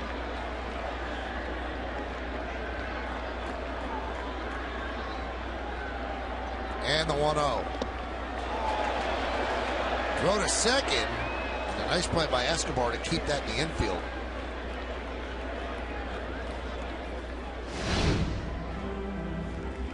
Last night, Brett Gardner gets a fastball down, gets the bat head out. Nice line drive into right field. His 3rd home run. I'll tell you what, things aren't going the way John Farrell planned here when he brought Dotel in. A walk. Now he's all over the place behind in the count on Brett Gardner.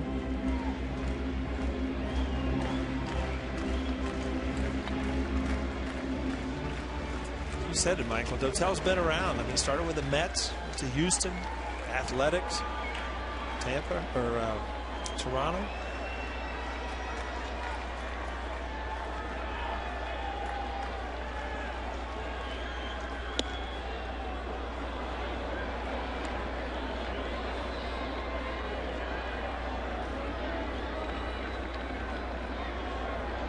got one place, a couple places. I'm sure I did. Yankees. Yeah, I do remember that. Kansas City. Pittsburgh. Had a few stops. A few more stops than I thought. Well, last year alone, just in 1 year, Paul, Pittsburgh, the Dodgers, and the Rockies in 1 year. So now they count 2-2.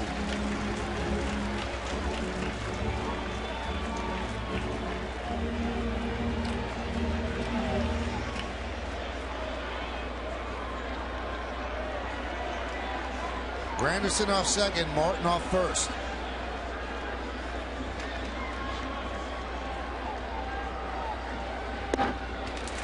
Count 3-2. Does not have great command.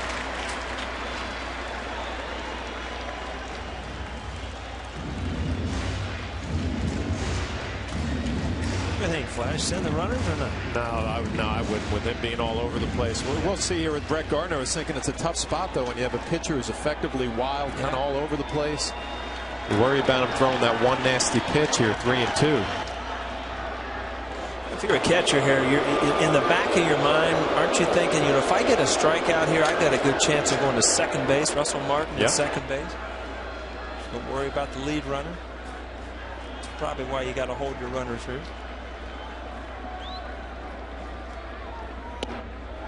And a walk to Gardner, so he's on base for the third time, and the Yankees have the bases loaded for Jeter.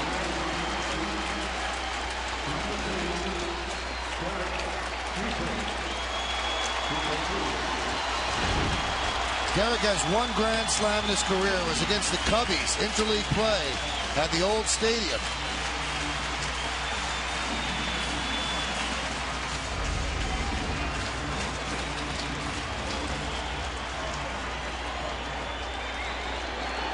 So Jeter against Dotel, 1 for 6 lifetime. Against Roush, who's warming up, 1 for 3.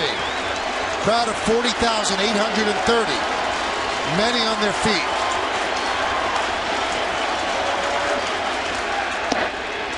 Strike.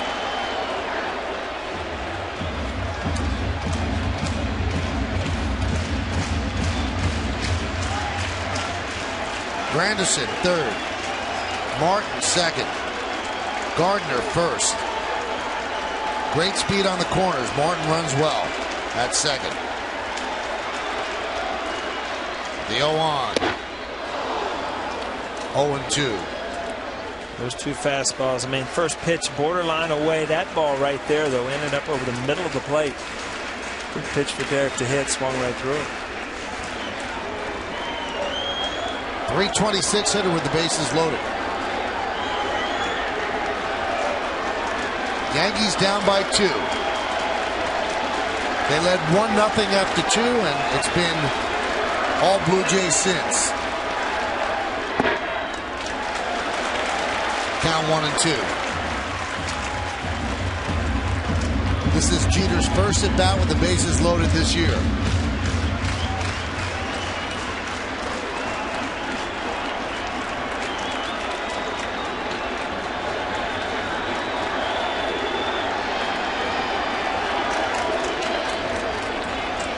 Dotel throwing mostly fastballs, which would benefit the Yankees because it seems like a recipe that a lot of teams have been using, getting them out with breaking balls.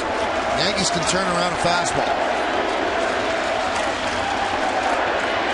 1-2. In the dirt. On with the breaking ball.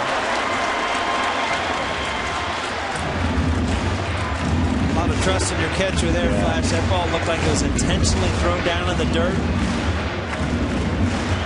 Nice job keeping it in front. More importantly, keeping that possibility of a double play in order. You feel that way, Paul, in these spots here. Just get the ball up in the air. You start thinking negative thoughts. If I hit a ground ball, it could be a double play. Get it in the air. It's funny how your mind just plays tricks on you. You start thinking over and over what you don't want to do. And it's simple enough. Early in the count, look for a ball up in the zone and hit a fly ball or drive it out in the outfield.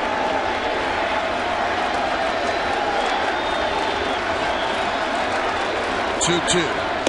He struck him out. Went up the ladder and struck him out with a fastball. So 2 away. We talked about Dotel being effectively wild. He got ahead in the count and then just rides a fastball up in the zone. Derek expands. Tough to catch up. Swings right underneath and a big strikeout for Dotel. And that's it for Dotel, as Farrell is now going to go to his closer. He's going to bring in John Roush to face Nick Swisher. Bases loaded, 2 outs. Yankees down by 2.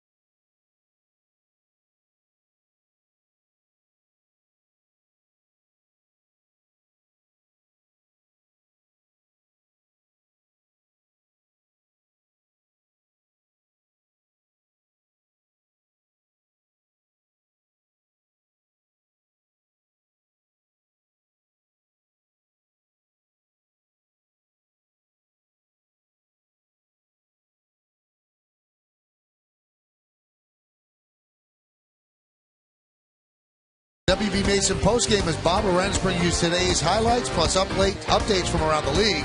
And Jack Curry will get the team's reaction as well as that of Joe Girardi from the clubhouse. It's all coming up on the WB Mason postgame. It's only on Yes. Nip and Tuck affair, another nail biter here at the stadium. As John Farrell's going to bring in his closer, 4 saves for Roush. 9 2/3, 7 hits, 4 walks, 7 strikeouts. Nick Swisher's faced Roush once, and he's 1 for 1. That 1 hit was a home run, I'm sorry. So the base is loaded, but you don't have to think home run here. A single, and you probably tie the game. Roush deals. 1 pitch, and he gets it done. A ground ball to Lynn, and that'll do it. So Farrell pulls the right string right there. So far, most of the Yankee offense has been on the bat of Robinson Cano. That's right. In the 4th inning, a home run. And here in the 8th inning, almost the same spot. We go to the 9th.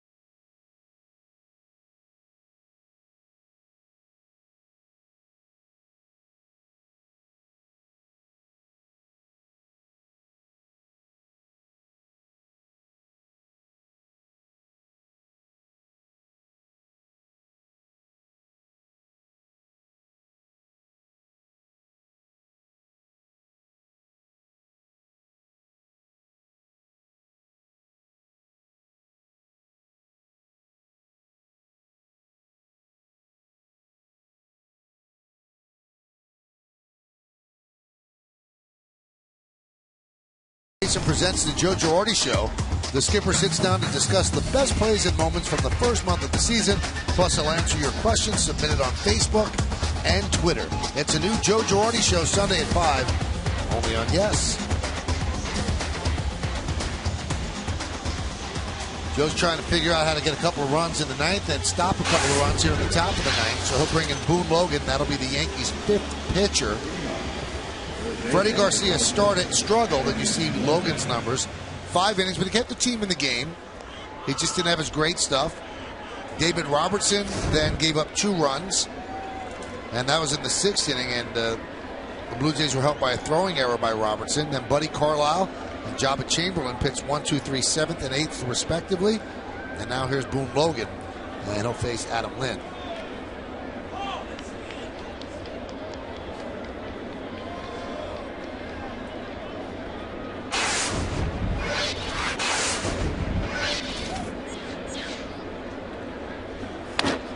Hot shot, foul.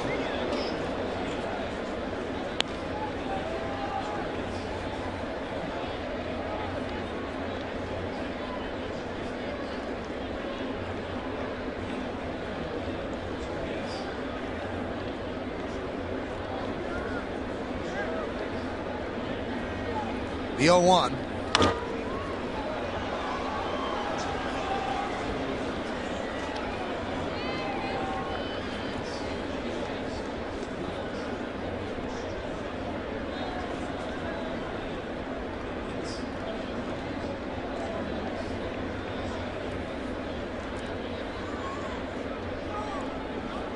The 0-2. Check swing. Confirmed by Scott Barry.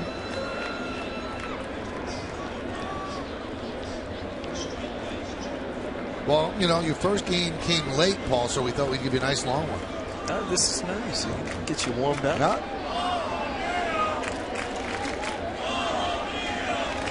Hey, like that. I started a little chanting. Nice. Everybody in the booth can sit down now. Flaherty's one who started. Yeah.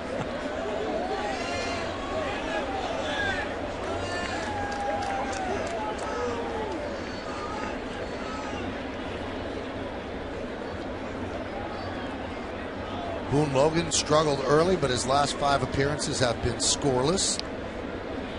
The 1-2.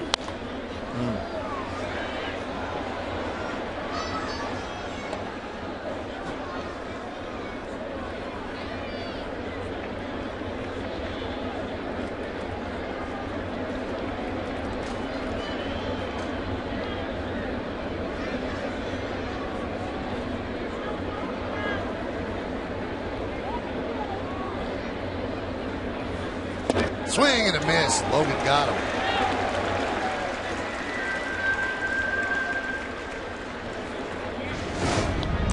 Again, upstairs, ball up out of the zone, but 94 miles an hour. Just fouled off a curveball, so it looks a little bit quicker.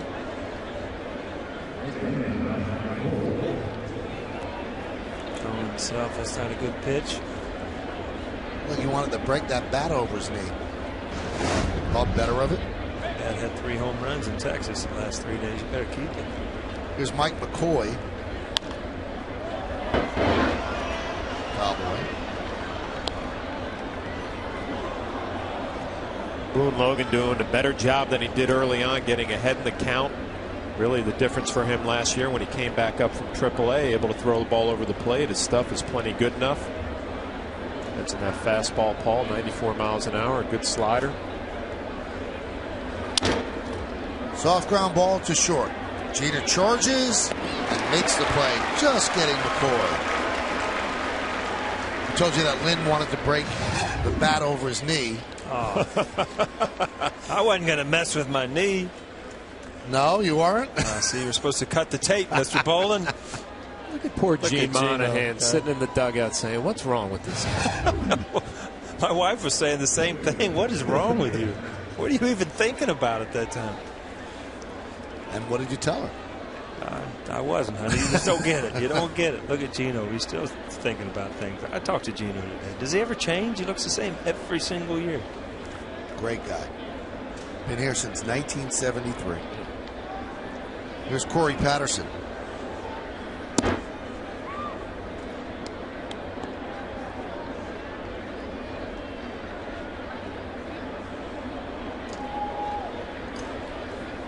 if you look ahead to the bottom of the 9th inning, Yankees have up who they want up. Teixeira, Rodriguez, and Cano. Base hit to right field.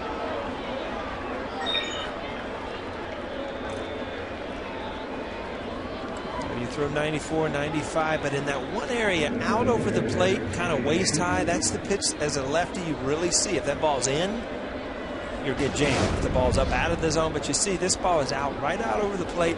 That's the ball that you can handle. You see well. In the right field.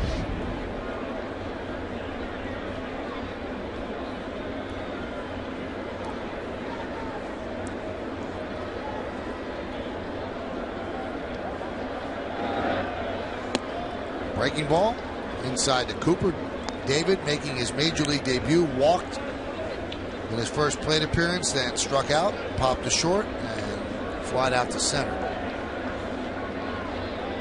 Hit .395 at AAA, 2 home runs and 19 ribbies, and now Larry Rothschild wants to come out and give Logan a little bit of a scouting report. I was just thinking, if he hit .395 at AAA, probably had some success against left-handed pitching, so we'll pay attention here. It's tough when you have a young kid who comes up from AAA. You don't really know a whole lot about him. One mistake could cost you a couple of runs. Larry Rothschild wants to make sure everybody's on the same page. Cooper's mom, sister, and girlfriend made the trip from Sacramento, California. They're here at the ballpark tonight. There they are. All right, so you see the mom. You going with the girlfriend and the sister? Which one? I have no idea. Well, wouldn't the sister sit next to the mom? Well, you know, I'm not getting that involved with it. I just asked you a question. Well, I'm trying to give you a deductive reason. Well, sisters take pictures, so I'm going with the sister here and the girlfriend there. Oh. All right.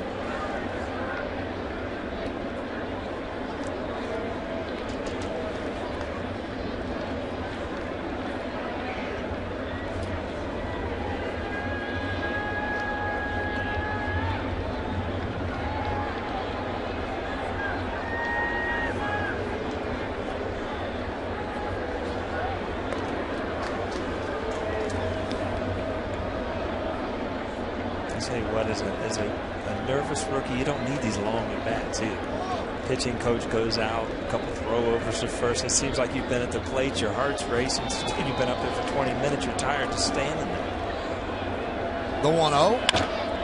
That one's driven to center field. Granderson backpedals and makes the play, so Cooper hit it hard, but run down by Granderson. No runs a hit, no errors, and 1 man left.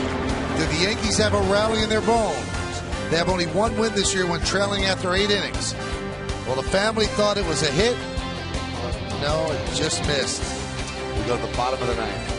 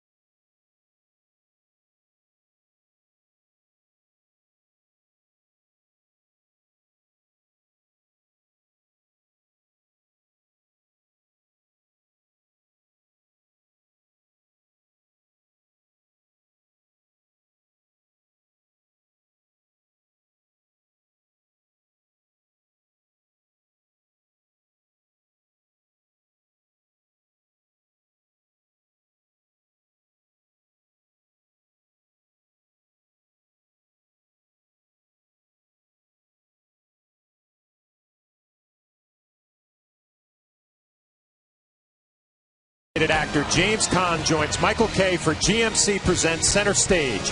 The legendary actor discusses his prolific career from his early TV days to today on Center Stage. James Caan tonight after the postgame, only on Yes. Very, Very entertaining guy. People should stay tuned and watch that. I got to get home to watch that, Michael. Huh? You really should.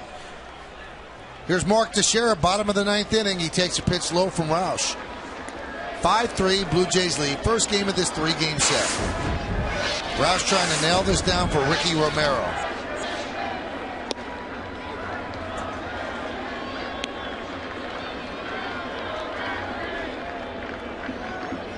Count 1-1. Driven out into left field. Corey Patterson for the first out. So Teixeira, who had a hit in the first inning, then almost knocked over Romero in the second, 1 for 4 with a walk tonight.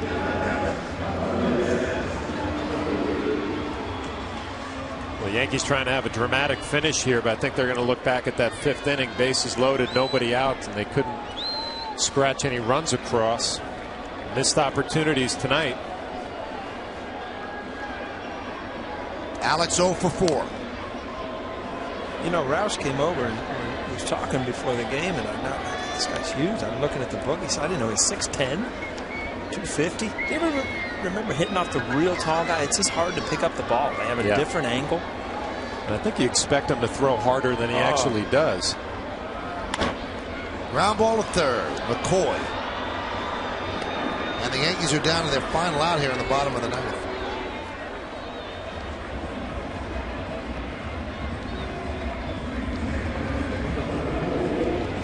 That'll leave it up to Robinson Cano, and what a night he's had. Cano walked and scored in the second, solo home run in the 4th, walked in the 6th, and a solo home run in the 8th. Roush's job just got a little bit easier with the night Robinson Cano is having with a 2-run lead here. He can afford to be aggressive and go right at him. Eric Chavez is on deck.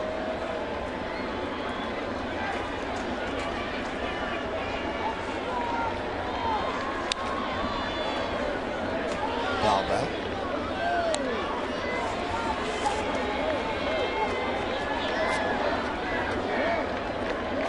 Roush was with the Twins last year, signed here as a free agent.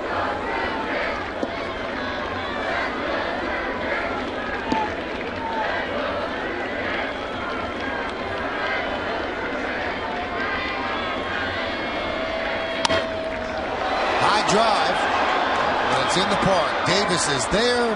Ball game, and the Toronto Blue Jays beat the Yankees 5-3.